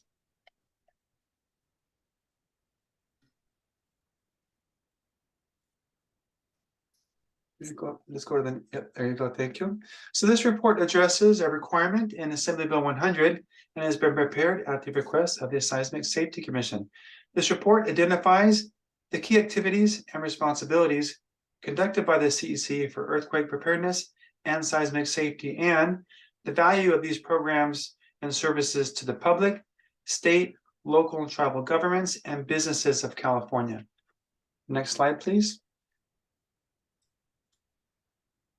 The CEC focuses on earthquake preparedness and seismic safety by investing in energy innovation and providing grants, preparing in-depth environmental analyses for licensing of thermal power plants, reviewing seismic-related reports through the Diablo Canyon Nuclear Power Plant Independent Peer Review Panel, and by providing subject matter experts in petroleum, natural gas, and energy generation and transmission to the California Office of Emergency Services for emergency planning and catastrophic earthquake planning. Next slide, please. So I'm going to hand it over to Sean to discuss how ERDD supports seismic safety and earthquake preparedness. Thank you, Mike. Good morning, commissioners. My name is Sean Anaya. I'm staff within the Energy Research and Development Division at the California Energy Commission. I'm going to give you some information about our division and our seismic-related projects. The Energy Research and Development Division's critical mission is to support and accelerate the achievement of California's energy policy goals. ERDD does this by advancing a broad suite of clean energy technologies across multiple programs by investing in innovative technologies from early stage applied research through early deployment. Through these programs, we've established partnerships with innovators, including startups, universities, national labs, companies, utilities, and communities, especially disadvantaged, under-resourced, and low-income communities. Next slide, please.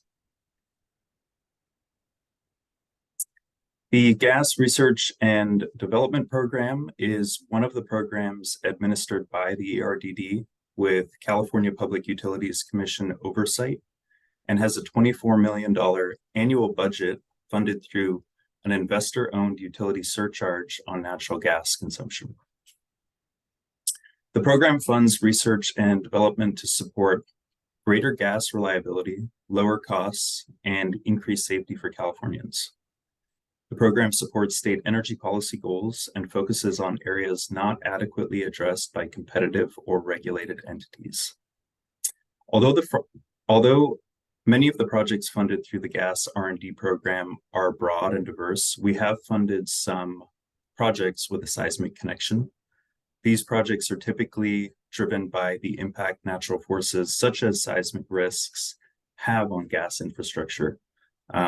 These impacts can cause damage, resulting in reliability, environmental, and safety concerns. For a little background on California's gas infrastructure system, a significant portion was built more than 50 years ago, and it's reaching the end of its service life.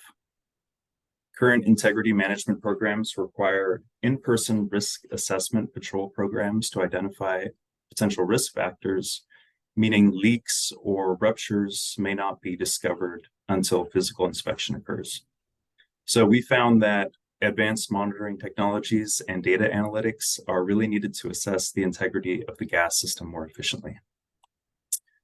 To better address these concerns, the Gas R&D program has supported research and development to develop improved tools that can help predict, quantify, and model changing natural hazard risk levels to the gas system and enable more consistent, cost-effective, and proactive risk mitigation. Next slide, please. With that background, we'd like to present to you several seismic-related projects. A link for additional information is included under each bullet for your investigation. So the first project is titled Potential Induced Seismicity from Carbon Dioxide Sequestration. So that's geological CO2 sequestration. The study investigated the risks associated with geological CO2 sequestration in California and the potential for leakage through faults. The project developed a procedure to estimate the induced seismic hazard and risk from simulated CO2 injections. This project was really intended to inform planning and regulatory decisions before CO2 injections begin. Within the project, they conducted laboratory experiments to investigate shale caprock fault stability when subjected to shear stress loading and elevated fluid pressure within a depleted natural gas reservoir used for geological carbon sequestration. The next project is entitled Pipeline Right-of-Way Monitoring and Notification System. This was with GTI Energy It demonstrated a system to detect pipeline right-of-way encroachments and alert operators in real time by employing sensor and machine learning technologies. This project was designed to notify gas utilities of encroachment threats, in particular excavation equipment, but it could also be used to detect damage from landslides or seismic events. The next two, so these are two recent projects, one with UC Berkeley and one with UCLA. They separately developed open source seismic risk analysis software tools that are available for use. OpenSRA by UC Berkeley provides regulators and utilities with a tool to analyze seismic risk to gas infrastructure, while the software tool from UCLA provides users with integrated real-time seismic activity data to perform quantitative predictions and failure analysis of gas infrastructure impacted by seismic impacts. These are very useful for utilities in their risk assessment as we move away from those kind of in-person patrol programs. Next slide, please. For the UCLA seismic risk assessment tool, additional follow-on funding through a recent solicitation was just awarded to advance the tool. This project is entitled System Approach for Monitoring and Risk Assessment for Natural Force Damage to Gas Pipelines. The project is going to further develop the seismic risk assessment user-friendly open source software tool by incorporating data from remote and embedded sensors. So the remote sensors include satellite and ground airborne LiDAR, while the embedded sensors will include low-cost seismic accelerometers and fiber optic sensors. So these sensors are going to be deployed to track ground movement, ground displacement, and pipe strain. And then with that data that's collected, they'll be able to reduce the uncertainty in the assessment tool. Some of the benefits of this project include providing near real-time risk prediction for utilities to reduce failures of gas pipelines and decrease potential downtime in periods of impacts. Also, they will avoid accidental methane leaks and associated costs to downstream repairs. Thank you for your time. I'm available for questions after the presentation. And Peter Chen, our gas R&D lead, is also on call for technical questions. Mike will now discuss how the STEP division supports seismic safety and earthquake preparedness. Thank you, Sean. Next slide, please. So STEP ensures a safe and reliable electric system by conducting independent reviews of power plant applications and analyzing the potential for adverse environmental impacts, ensuring compliance with CEC licenses during construction, operation, closure, and demolition, conducting land use, offshore wind, and transmission infrastructure planning, performing tribal outreach, and also providing GIS services. Next slide, please. STEP is organized into two main branches: CEQA licensing and enforcement, and renewables and electricity planning. Conducting independent reviews of power plants, analyzing the potential for adverse environmental impacts, as well as plant compliance happens under the CEQA licensing and enforcement branch.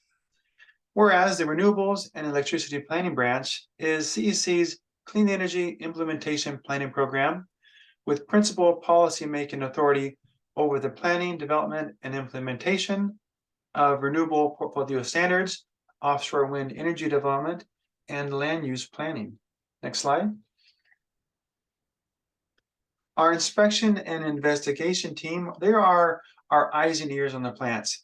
This team performs document reviews and conducts physical site visits.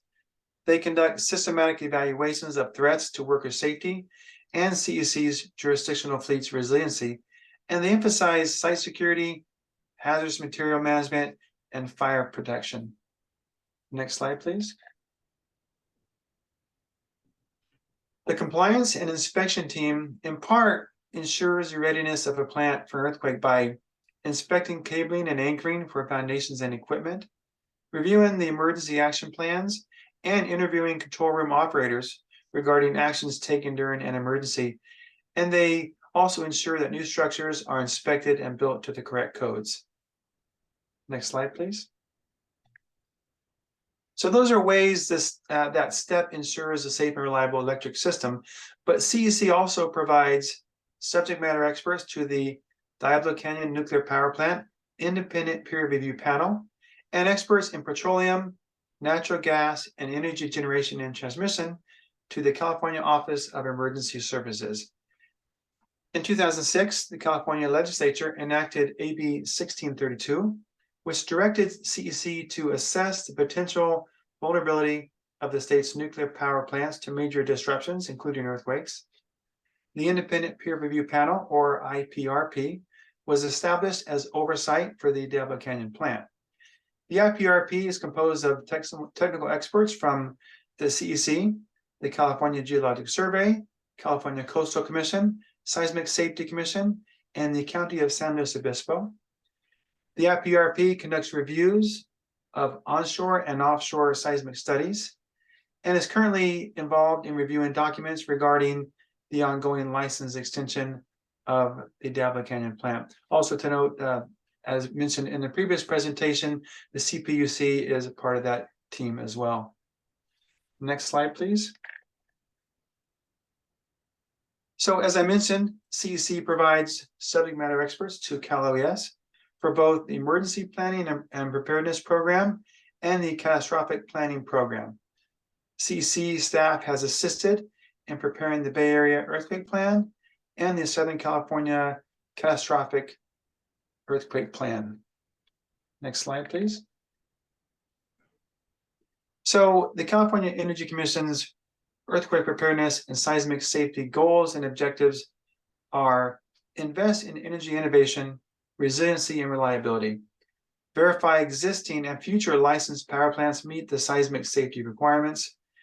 Advance seismic safety of the Diablo Canyon Nuclear Power Plant, and also ensure that Cal OES has access to trained and experienced subject matter experts. Next slide, please. That concludes our presentation. We want to thank you for inviting us and letting us share what we do at the CEC to promote earthquake preparedness and seismic safety. We are here for any questions that you may have.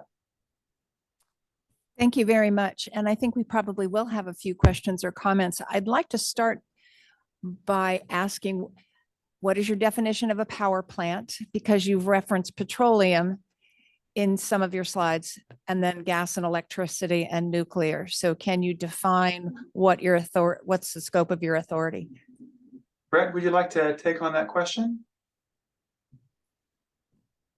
Yes, in the STEP division, we have permitting authority for thermal generating power plants over 50 megawatts. And for that, it's gas generation, solar thermal.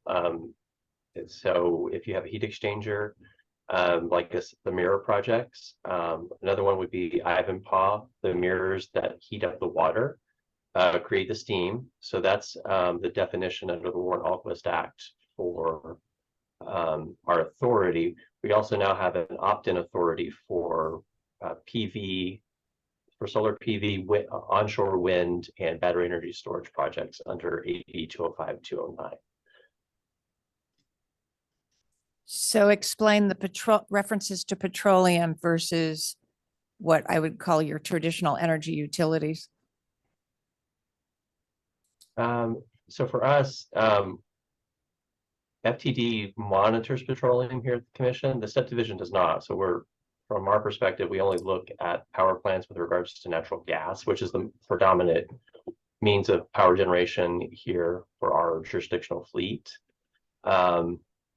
With regards to petroleum itself, I think we do manage through the Fuels and Transportation Division. They manage where petroleum is at and monitor the gas pipelines and such, if that helps. Okay, thank you. Any questions from commissioners and representatives who are here at Cal OES today? If you have a question and you're a member of the commission and you are joining us virtually, please use the raised hand feature to let us know you'd like to speak. Commissioner Rabbit, how are you today? I'm good, thank you. And thank you for this presentation, and thanks to the others prior. You just mentioned the battery energy storage facilities, and I have two of those right here in my district at the same power plant, and it's created a little store within some of the community.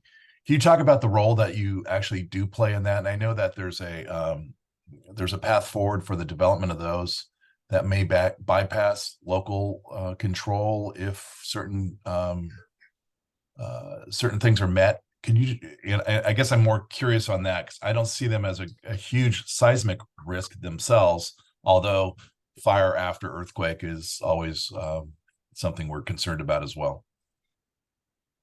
Yeah, as I said, AB 205-209 was passed, signed by the governor last year, and it created what we call an opt-in program here at the California Energy Commission that allows developers, if they wish, to opt into our process, and it specifically allows it for solar, photovoltaic, onshore wind, and battery energy storage systems.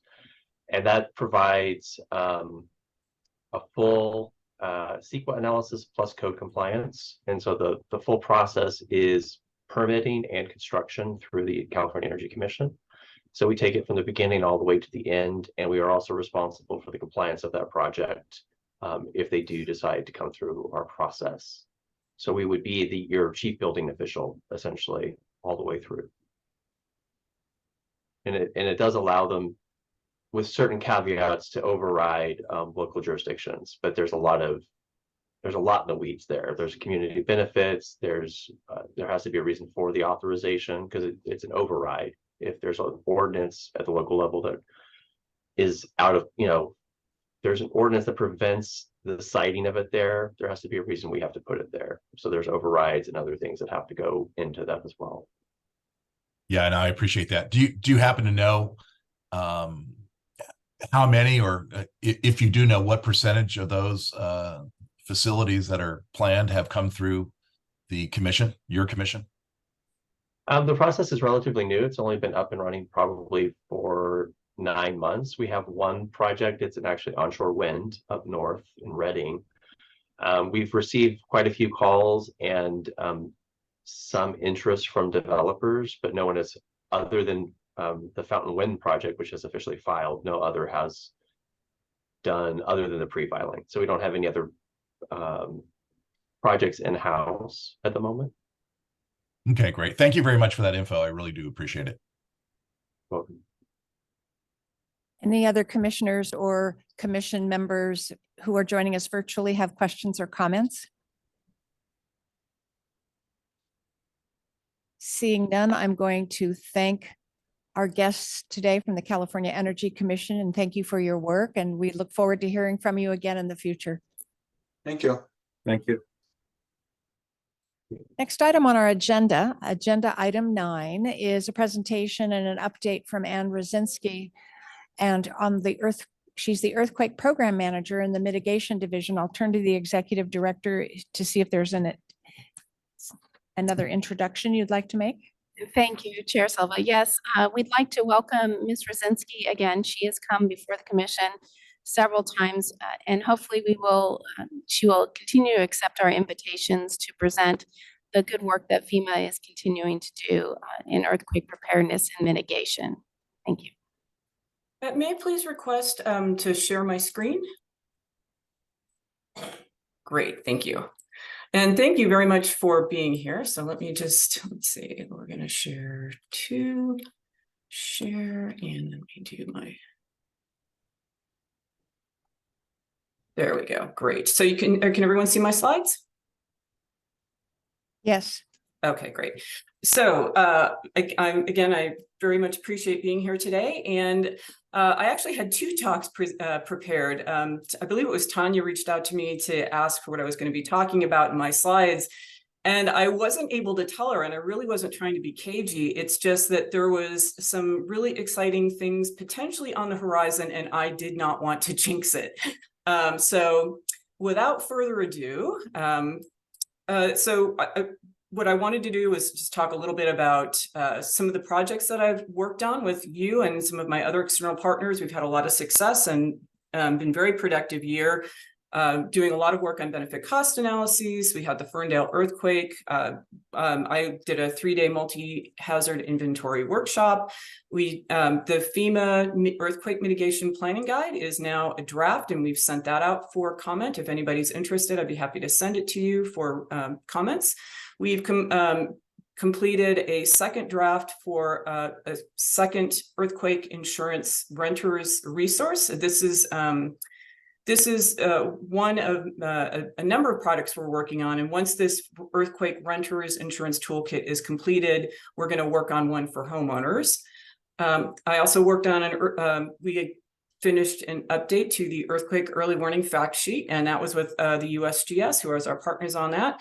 And I'm also working on some school seismic risk mitigation communication work. So those are all the things that was the preamble leading up to the FEMA National Advisory Council meeting at the end of September. And this came up very, very quickly at the end of August, middle to the end of August. I was asked to speak on a panel to the National Advisory Committee, and I'm going to just skip ahead several slides because these were my backup slides, but this is what I really wanted to talk about. So if you're not familiar with it, the FEMA National Advisory Council was born out of Katrina, and it would recognize that sometimes federal agencies miss seeing things, the forest for the trees. So it's important to have outside eyes and advisors. And so FEMA created the National Advisory Council. The first one was convened about 16 years ago, and it's up to about 40 members, and they each serve a 3-year term.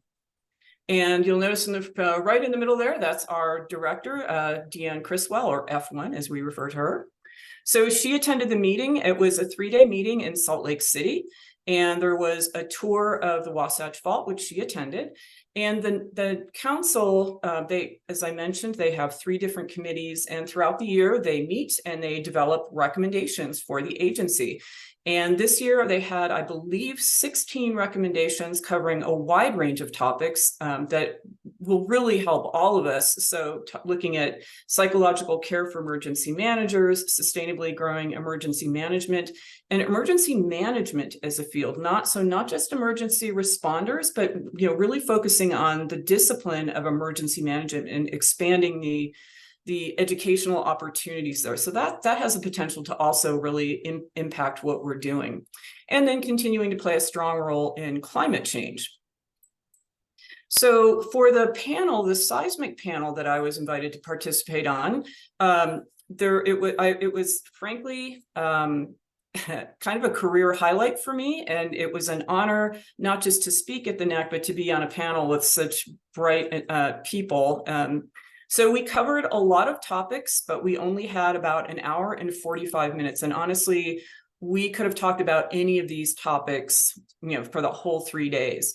And to clarify, the 3 committees that the NAC has are climate, readiness, and workforce. So right out of the gate, we had a problem because earthquake doesn't fit neatly into any of those. But thanks to Anna Lang, who's on the left in this photo here, she's a structural engineer. Many of you may know her. She is a very vocal advocate for seismic. And she's on the climate subcommittee and arranged for this panel specifically on seismic. And one of the reasons we talked about earthquake and climate is we need to help educate people that there is a connection there so we can be part of these larger mitigation conversations. So again, we felt that it was important to do some level setting, and because the commissioners have broad backgrounds, we wanted to make sure that they understood the specifics of earthquakes and how they're different from other hazards. In particular, I wanted to point out that the human scale versus geologic scale and the timing for earthquakes. We know that we can go decades between large earthquakes, and even when we have smaller earthquakes, they can be damaging, but they don't necessarily result in a federal declaration because of the damage that's caused. So we have a lot of challenges with earthquake. So that helped set the stage for the conversation. And then we just wanted to put some numbers behind it. So this was showing the relative cost of earthquakes compared to flood. And that's an important topic for this specific audience, the National Advisory Council, because FEMA talks a lot about flood, but we don't talk as much about earthquake. And so we wanted to highlight the fact that earthquakes are very expensive. And I want to point out that these bars for California, Washington, and Oregon, those are hand-drawn because the combined losses for all of these, for these 3 states is well over $1 billion, and it would have skewed the scale on this. And we also talked a little bit about, specific types of hazardous or seismically vulnerable structures like unreinforced masonry, and pointed out that it's not just a West Coast issue. These are nationwide issues. So then we went into a greater discussion. After we put some context around earthquakes, we moved into specific earthquake challenges, and that's where the fun really started. So we talked a lot about earthquake insurance, and there was a second panel that was just on insurance, not just earthquake, but it was on insurance overall. So this was a nice overlap between that previous panel. And again, I'm not going to go into a lot of the detail on this slide because I think, given some of the commissioners and their background, I think this is something that we all know about. And I'm happy to talk about any of these slides or any questions on any of this later, but I really want to get to the recommendations. We also talked about the challenges to mitigation and how with the Magna earthquake in Utah, the state did a lot of risk transfer on their public buildings. They had a lot of insurance, but that then meant that they weren't eligible for public assistance from FEMA. So essentially they were being penalized, and that's not good. That's, eventually it got worked out, but it took a while, it took several months to get to that. And there were some conversations. So we wanted to point out some of the challenges with that. And that life safety, that when we talk about mitigation and we talk about retrofitting, that life safety, versus community resilience, and that life safety is not property saving. So we're still going to have housing, sheltering, and residential recovery issues after a major earthquake.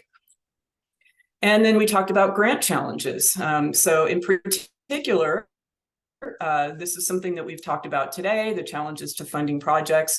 Seismic mitigation is not a climate change solution, and that means that the seismic projects are less competitive for things like grant, the BRIC program, the Building Resilient Infrastructure and Community. There's no such thing as a green nature-based solution. You can't plant a tree next to a building and expect it to stand up during an earthquake. So we got into a lot of detail on these things. And then most importantly, this is what this was what I was able to talk about, and I was very candid. So going in depth about the actual funding challenges with the way FEMA distributes its funding for earthquake. And a big part of that has to do with the frequency and occurrence of earthquakes, because they don't happen seasonally, because they are not climate-based. When we have disasters, FEMA, allots, funding, for mitigating that disaster. Well, because earthquakes don't happen very often, that means earthquakes are missing out on that annual funding cycle. Whether good or bad, they're missing out. And also states can choose to spend some of their funding on non-earthquake disasters, but those, the optics on that aren't great. So if you're in Paradise in California or Maui, and your community was razed to the ground, if your state says, well, we're going to take some of that money and spend it on seismic, that doesn't go over really well. It's not very popular, so it rarely happens. And then also FEMA has a hazard mitigation grant program. So those disaster grant funds, there's a 5% initiative, meaning 5% of those disaster funds are set aside for non-traditional planning, education, research type projects. But that's not enough often to really fund seismic mitigation, structural mitigation. And states don't want to spend that whole 5% on just one type of project. As I mentioned, BRIC funding, we can't meet the benefit cost analysis. There aren't, we lose points on nature-based solutions. And I pointed out that, the National Earthquake Hazards Reduction Program, none of the NEHRP 4 agencies, which is FEMA, USGS, National Institute of Standards and Technology, or the National Science Foundation, fund actual mitigation. It's planning, it's code adoption and enforcement, it's education, it's exercises, all of which are very, very important, but they're not buying down our risk. So this was the conversation. So how can we minimize, if not entirely eliminate, these challenges to increase earthquake mitigation? So here are the NAC recommendations. And to be clear, the National Advisory Council can't compel FEMA to implement the recommendations, but they have a very solid track record for success. So I'm not even guardedly optimistic. I'm just going to go out on a limb and say I'm actually optimistic about this. So they had specific recommendations for insurance, providing assistance to private homeowners in highly vulnerable areas to build to higher standards, convening the insurance and reinsurance industry to negotiate differentiated underwriting standards for specific hazards, including more resilient housing, and also funding to support homeowners on resilient standards and options to enable continued insurability of their property. And there's a lot more we can do in this space. So these recommendations are going to hopefully open up the door to doing more. For technical assistance, the council provided recommendations on conducting scenario studies to evaluate disaster impacts and disseminate findings, performing building inventories, and retrofitting existing vulnerable buildings, particularly those essential to maintaining community resilience. And we drew the connection, in the earthquake community, we have a lot of information. We have an amazing library of technical guidance. We have the NEHRP report to Congress on functional recovery, which is looking not just at the structure, but the people and the services contained in that structure. And then we have the National Earthquake Technical Assistance Program. So this recommendation will help further support those activities. And then, of course, more on building code adoption and enforcement. But this slide, this is the one that I'm practically passing out just even talking about this right now. So take a look at these recommendations. Increasing funding allocation amounts to the National Earthquake Hazard Reduction Program beyond the congressionally mandated minimum and provide equal mitigation funding for tribes. Updating BCA requirements to more accurately capture the unique losses and benefits of earthquakes and associated mitigation activities, and updating mitigation grant scoring criteria to more accurately capture the benefits of structural retrofits and other seismic mitigation activities. I want to thank Commissioner Lopez and her colleagues. I worked very closely with them last year to develop recommendations for critical infrastructure, seismic BCA recommendations. I'm going to talk about that a little bit more as well. And I also want to point out, I found out that for the BCA recommendations that we submitted last year, though I've been working with Rebecca Carroll and Jody Springer from our headquarters BCA office. And I understand Jody Springer also spoke to the NAC this year. And he did so after we submitted all of our seismic BCA recommendations. So did that have an influence on what he said, on what these recommendations are? I don't know for sure, but I'd really like to think so. And even if not, it's encouraging that the NAC is thinking in exactly the same lines we are. And further, with regard to benefit cost analyses, there are recommendations for alternative methods for projects under $1 million. So there are specific types of projects. I think this is something that could also benefit earthquake early warning last mile projects. So there's some opportunities here. And this one in particular, in addition, developing more flexible BCA methodology for infrastructure and community-wide significance by providing looking at critical infrastructure that provide a multitude of benefits, including the ability to address more than one hazard and benefits that can't easily be quantified, that have long useful life, often 50 to 100 years or more, and are designed to both withstand and be functional after disasters, including those events that occur less frequently, but have an extremely large impact. Earthquake, but that could also be pandemic. But it really helps highlight the fact that it's not one size fits all with the way we do things. And I also want to highlight the language on the definition of infrastructure. There was quite a conversation about that. The person who was championing this recommendation was very concerned to make sure that the language was inclusive. So they were debating whether or not to include the word lifelines. And so, in discussions with them, I voted for the all-purpose phrase includes but is not limited to, because that opens the door to everything. And you'll see water control, but that could be anything in any of the critical infrastructure. We have transportation, we have communication, healthcare, public safety, looking at all of those things. So these could be huge impacts to the types of projects that get funded.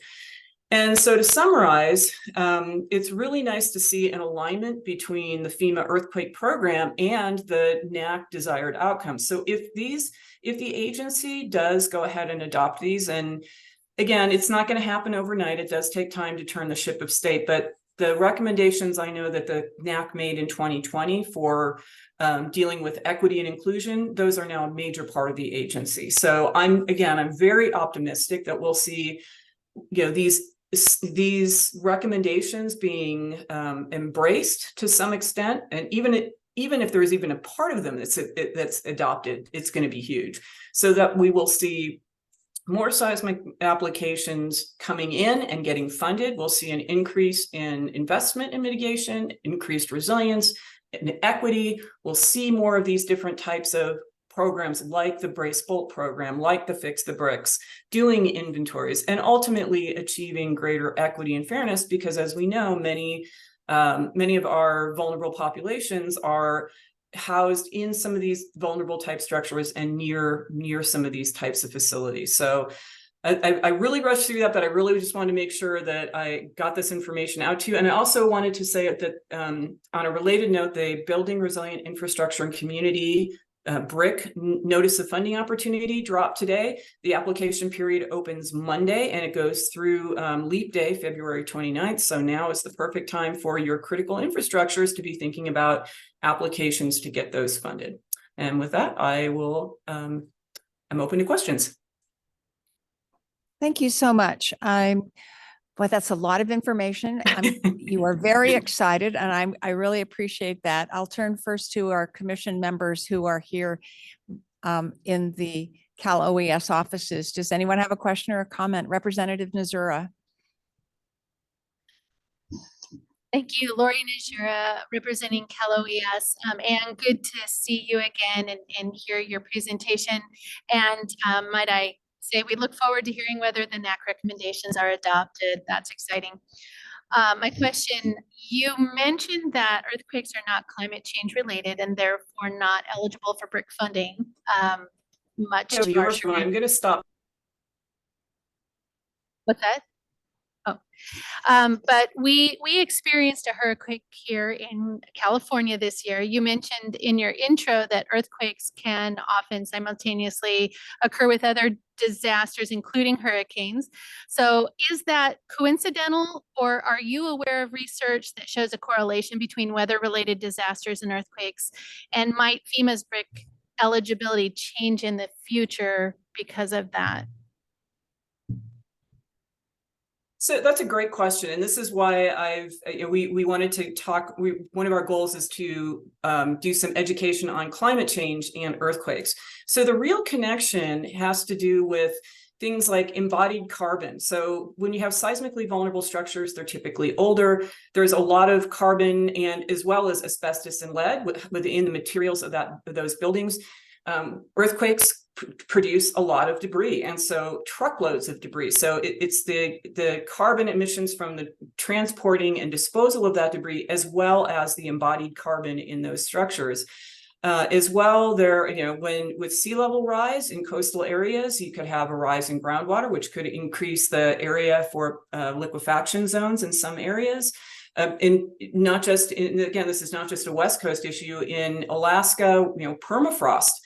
Turns out permafrost isn't so permanent when you have, the temperature going up. And so there are settlement issues, and you could have potential other liquefaction and other ground failure type of issues. So there are definitely connections. And another connection is adaptive reuse of existing structures. That meaning when you have older buildings that are, rather than tearing them down, reusing them. And this is becoming getting a lot more visibility, especially with the change in the job force and the way people are working from home versus being downtown. So we have empty structures. And it is a great strategy rather than tearing down those structures and creating that debris. But if you have older structures in seismically vulnerable areas, that may not be the best use of those structures. So there are ways that earthquakes do connect with climate and climate resilience, but not in terms of a seasonal. To come back to your original question, it's not so much a seasonal weather related, although I don't know anything at all about this, but I know I've seen some presentations between some high atmospheric types of phenomena and some ground-based measurements, but I really don't know much about that. But we are, and again, the other part of your question, part two, is FEMA addressing that. And again, this is where we're trying to level the playing field in terms of applications and the point scoring. So right now, seismic projects, if they apply for BRIC, they miss out on those nature-based solution points. I think it's 5 or 10 points on the application. They miss out automatically. So we want to change the application criteria so that seismic projects are not being penalized because those criteria don't apply. Is that helpful? Yes, thank you. Any other questions here from commissioners at Cal OES? So let's see, commissioners and member representatives, if you would like if you would like to ask a question or make a comment, please use your raised hand feature. I see Commissioner Lopez. Thank you. That was great, Anne. I just sat here just with the biggest smile on my face as you were presenting this. I want to provide just a little bit of comment before I ask the big question. I've been very vocal since I joined the commission about the visibility of critical infrastructure as we talk about all the seismic mitigation and how do we serve all communities, particularly communities that are vulnerable, people of color. I know Commissioner De La Cruz always has really been a champion of that. So this is just such an incredible step. And I just want to thank Anne and Ja and Andy for listening, because we could have completely missed this opportunity, because FEMA was looking at some of the changes to the benefit cost analysis, but they weren't looking at critical infrastructure. And Anne raised that flag, and with her and Ja just kind of being the champion, we rallied a group of experts from our end, and we developed these set of really good recommendations that are much, much needed, especially for the smaller systems, because the application process is so onerous, so difficult. We can't clear the threshold for BCA. And so money was just sitting there when aging infrastructure is just collapsing before our eyes. And this was such a great effort. It led to a great recommendation. Not only that helps California, but the entire nation. And I'm excited that these recommendations were heard. We just hosted a couple of months ago, Deputy Director of FEMA, Salinas, at our agency to really emphasize the importance of these community resiliency and highlighting the work that we've done, asking her to help us move these recommendations into implementation. And throughout this process, I learned about the BRIC program. And no agency in California, and I'm not even kidding about this because of the association that I serve on, no one heard of BRIC, not a single one agency. So we were going to be the canary in the mine, and we put in 3 projects.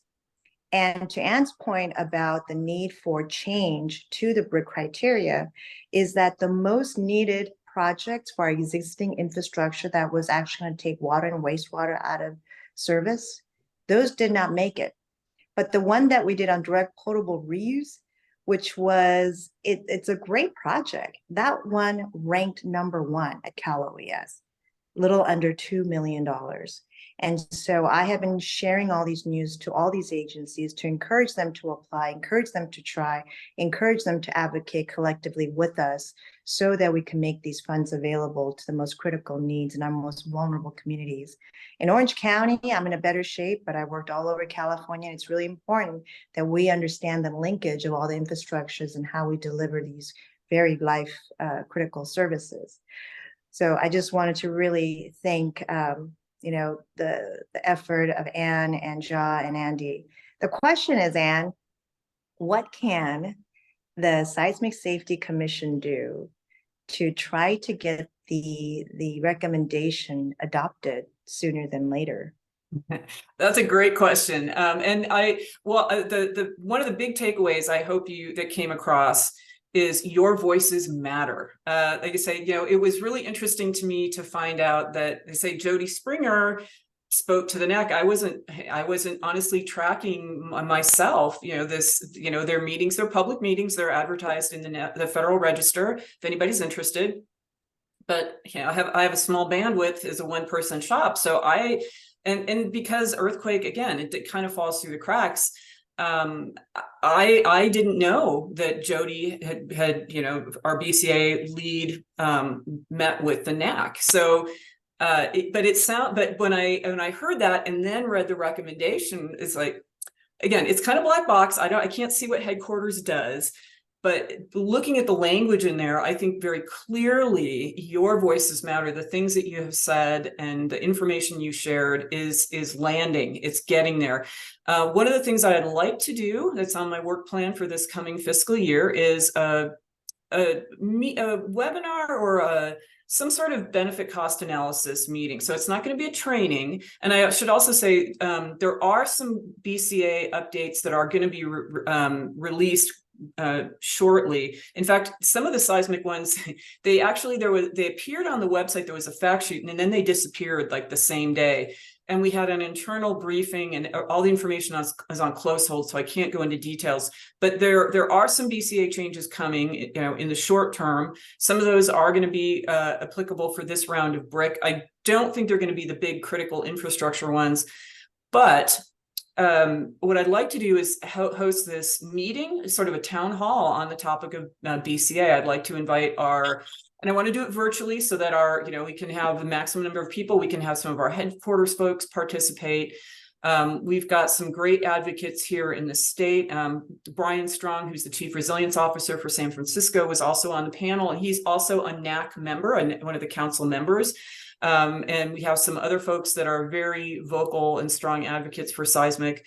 So all that's to say, I want to keep the spotlight on that. And so number one, I'd like the headquarters folks to meet some of the people who've invested a lot of time and effort in developing these recommendations, and to put a human face on it, to say, look, FEMA, these are the people, these are our stakeholders who've invested a lot of time. And it's also a win-win for FEMA, for them to, take a victory lap. If they're, they've done a lot of work, I have to give them a lot of credit. And so just, again, to keep the momentum going. So I will continue to touch base with them and share out information that if I'm available. But I would just say, keep doing whatever you're doing. Keep the comments coming. I will share them as much as I can. So if we can have some sort of meeting this coming year to, about BCA, I think that's what we can do. And they say the recommendations, but they seem to move pretty fast. And a lot of these things, it's simply, there's a lot of subject matter experts in the earthquake world who are champing at the bit, like your colleagues, to provide support and help to the agency to craft these policies. So I don't see it as a big lift in terms of it's really just, we just the agency needs to start making that part of their talking points and part of what they're doing.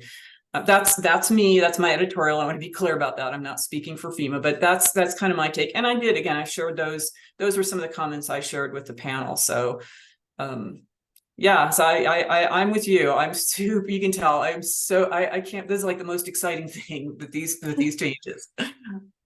Thank you. Thank you. Any other questions or comments from commission members and representatives who are joining us virtually? Then, seeing no other comments or questions, no, we only are taking commission comments. I will bring it back to the room here at Cal OES. Thank Anne for being here with us today, and we look forward to hearing more. And are you willing to share your slides with staff so that they can share them with the commission members? That would be great. Oh, absolutely. I say this all happened so quickly. I know you were still writing them this morning. Yeah. So I will send them to you this afternoon. Yep. Great. Thank you so much. Thank you. Next item on our agenda is project updates, and I'll turn to our executive director. Thank you. So moving forward, we will have an agenda item at each meeting until the projects are complete. So I will start with the 3 projects we have listed here on the slide. For the strategic plan, we have drafted a plan, and we will be meeting with the ad hoc committee immediately following this meeting. Hopefully, we will have a good draft that will continue to move through the internal process, and I'm hoping that we'll be able to bring the plan before the commission in January. For our Ferndale and Turkey reports, staff have been working very hard on this project. We completed our first interview and with Humboldt County officials. We have others scheduled, and we anticipate completion of all of our interviews by the end of October. For the part of the project that deals with the peer group, we have the peer contract ready to submit to Fiscal this week and move through that process. We've been partnering with USGS, CGS, and SCEC to select the most impactful and most likely doublet triggered earthquake scenarios for the San Francisco Bay Area and LA areas. We'll discuss that selection with the ad hoc committee once we've landed on them. We will be utilizing USURF 3 and ETOS, as well as SCEC will be doing the ground motion for their state-of-the-art 3D simulator CyberShake for the LA area risk assessment. We've also been working with the USGS geophysicist, which will be doing the 3D ground motion simulation for the Bay Area with inputs from the project team once we've decided on the scenarios. Once the hazard products are made available, the peer team will begin and start the engineering analysis. Of course, they can't do that until we have a contract, so we will be working through that. As a reminder, their part, the peer part of the project, will focus on building damages and their impacts. For the in-core part of this project, we are awaiting Colorado State University approval on the scope, and then we will push that through for our internal process for contract approval. We've been working with Rio Del on collecting the water infrastructure and data to support the in-core modeling, as well as the economic data for the hindcast, pardon me. This project will include water and transportation infrastructure impacts. We're evaluating the selection of a community besides Crockett as a comparison, given the availability of water infrastructure in the local community. And we will confirm that selection with the ad hoc committee before moving forward. I'd like to note that we are a little bit behind on these projects. One is because we're still waiting for contracts to be finalized, but we will re-baseline those milestone dates when the contracts are completed. For the fire station seismic vulnerabilities inventory project, the initial questionnaire has been drafted by the team. We're editing that now for clarification of the questions and instructions to better align with HAZUS requirements. With the hope that it'll allow us the possibility of additional uses of the inventory after survey completion. Once the draft is completed and vetted with the ad hoc committee members, it will be shared with Cal OES Fire, CAL FIRE, and EEW for comments before distribution. So those are the 3 projects that are on the slide here. There are a couple other projects that we had approval for. One was the Northridge anniversary events that ECA came to us and we provided approval for. We're awaiting additional information from them to complete our scope and move that through the contracting process.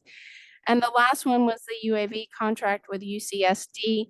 We're working to add those deliverables to the current contract we have with the UCD Shake Table, which is for the 10-story cold form steel project. We will also be extending that contract because they were a bit behind. So we are in the process of doing that as well. End of my report. Thank you very much. Any commissioner or member questions or comments on the project updates? Here in the commission room, if you have a question or a comment, commissioners, and you are joining us virtually, please use your raised hand feature to let us know that you would like to speak. Seeing none, we will move to agenda item 11, which is for information only, and it's staff member reports and announcements. Thank you. I'll turn it over first to Tanya Black to discuss budget updates. Tanya Black, Administrative Processes Manager, Seismic Safety Commission. I've been looking forward to providing you these updates. It's been a while since we've gotten them. So last month in September, the following accounts were approved by Cal OES Executive and Budget Offices.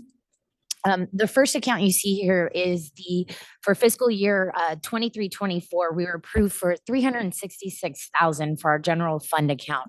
And this account funds the administrative costs for the Seismic Safety Commission. Our second funding source, as you can see here, is the special fund account, or the CRAF. On an annual basis, we're allotted $700,000 each fiscal year for this account. And currently the total balance is a little bit over $2.8 million. Next year, however, we anticipate to complete some projects, which I believe the director mentioned earlier in her update, to use with these funds. In addition to the special deposit fund, our primary funding source comes from the California Department of Insurance, or CDI. On an annual basis, CDI calculates assessments for all commercial and residential earned property exposures from the previous year. The insurance fund for the current fiscal year was approved for around $1.3 million. But in fiscal year 22 to 23, that rate on these assessments has been reduced from 15 cents to 13 cents per exposure. And the last account that we see here is the final account, which is our reimbursement account. And this account is where SSC is contracting with the California Public Utilities Commission to reimburse for staff members' assessments on the Diablo Canyon Nuclear Power Plant. At this time, no staff members have been paid from this account. This completes my updates, and I'm open to any questions. Thank you. Thank you very much. A quick question on the $700,000 of annual spending. That's a budget cap, not an allocation that we've already decided to spend, correct?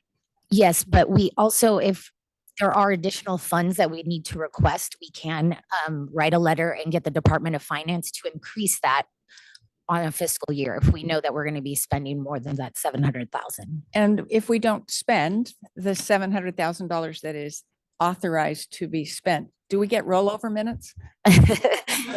Well, actually, we just don't spend it for that year. So it still stays then in the account. Yes, it does. And the balance moves forward. And so actually that 2.8 we've been incurring interest on actually since we haven't been spending it or doing projects in the last couple of years. So that's a positive to the rollover. So we are accruing that interest and we are allowed to keep it. It's not going Yes, to we are. the general fund and that $30 billion hole. Okay, thank you.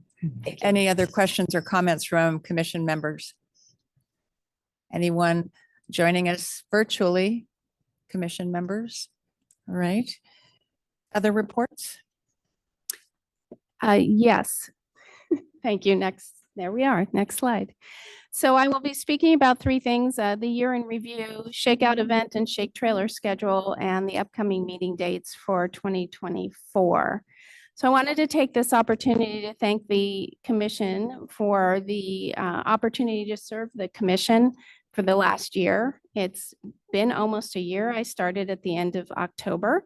I'm not sure if I'm allowed to say I'm brand new anymore, but I'm going to continue to say that for a while. I'd also like to thank all of the staff for their efforts and assistance throughout the year.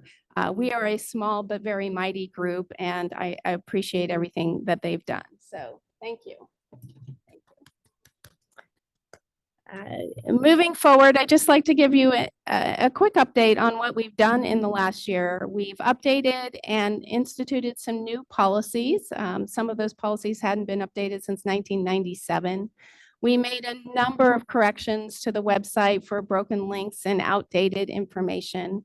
We actually have a new webpage on the Cal OES site that was just published. We'll see a slide with that in a moment. We had the commercial property owner's guide translated into Spanish, and that's available on our website. We've drafted a strategic plan. There hadn't been one in place for quite some time. The commission approved 4 projects for funding. We hired 2 new staff, so we are now fully staffed. We moved to the Cal OES campus. I can't tell you how big of a move that was from our other location. There was a lot of things that had to happen, and the staff did a great job in getting us here, as well as Cal OES welcoming us into a building on the other side of the street.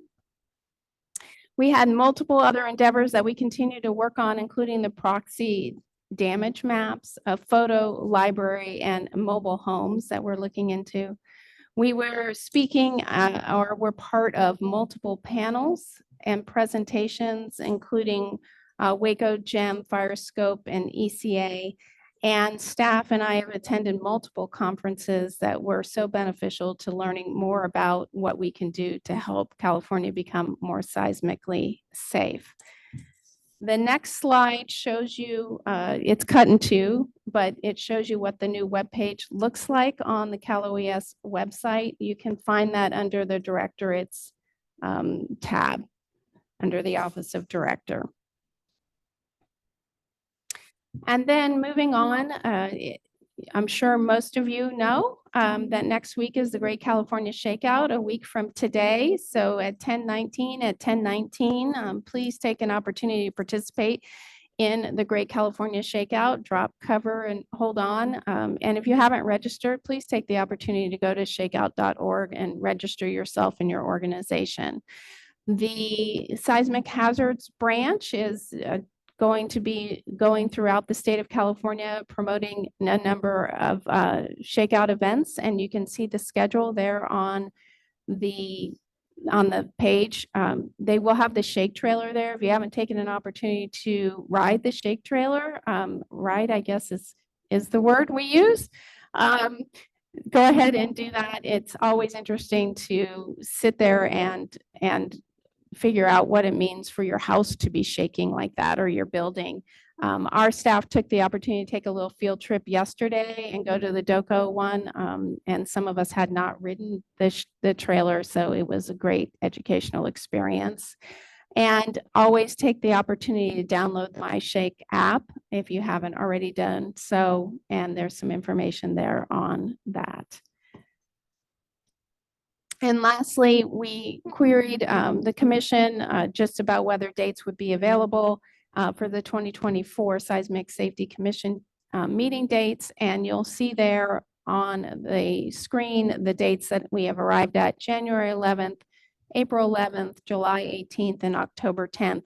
You'll also note there that we have generally indicated what the themes will be for those meetings. So in January, we'll have a general meeting catching up with all business as needed, as well as a SEOC update. They previously did not get the time that we had promised them at one of our past meetings. So we will give them some additional information to talk to us about what they're doing. April 11th, we will have our election for chair and vice chair. So in January, you'll learn more about that. And we will have an education theme with the AB 100 reports for CSU and the UCs. In July, we're anticipating a water meeting, a meeting about water. In October, transportation. That is the end of my report. Thank you very much. Any questions or comments from commissioners or members of our commission representatives, either here in the room or joining us virtually?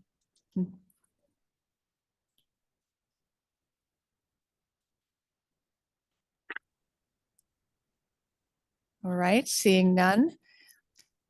Oh, Commissioner Lopez, you raised your hand. Thank you. Yes, just a quick thank you to the staff again.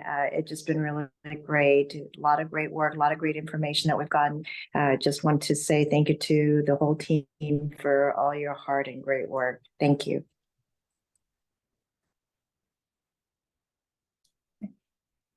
Member Representative Nazura. I would like to add my thanks and appreciation for all of you too. It's so nice to see a fully staffed group here, and I know you guys have always worked really, really hard, and now you have more folks to help you move things forward. I also want to thank Director Everson for the MyShake and the shake trailer tour kind of advertisement. We do want to encourage any of the commissioners that are in the areas where those will be taking place. And you have all the addresses in your materials. We would encourage you to join us. There will be media there.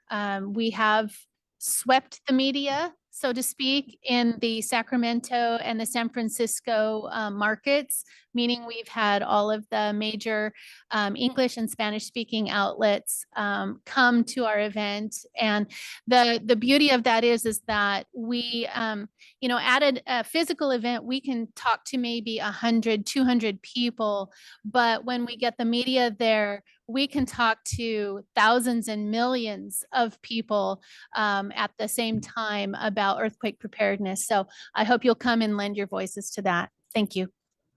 Thank you very much. And thank you again to staff for all of the work in the last year. It's, in the middle of it, there was an earthquake or 2 or 5 or 10 that you were working on. So thank you to all of you. The next item on the agenda is public comment on items not on the commission's agenda today. And this is an opportunity for the public to address us. If you are here in the Cal OES offices, please step forward as a member of the public. Otherwise, if you wish to speak to the commission today virtually, please use the raised hand feature to indicate so, because you will be called on one at a time. The time limit is up to 2 minutes per person. And if you are joining us virtually and making comments, the microphone will be cut off at the end of 2 minutes precisely. So do we have any public comments for items not on the agenda? I see no hands raised virtually. I see no one here in the room. I'm closing public comments on items not on the agenda. And I will take this to our closing. Thank you all for being here today. And we look forward to seeing you on January 11th for the next Seismic Safety Commission meeting. Have a wonderful end of the year and holiday season. And thank you all for the work you're doing on the ad hoc committees, because I know some of us will be continuing that work. Oh, and don't forget next Thursday, October 19th at 10:19 is the Great Shakeout. Thank you all very much. Have a good day.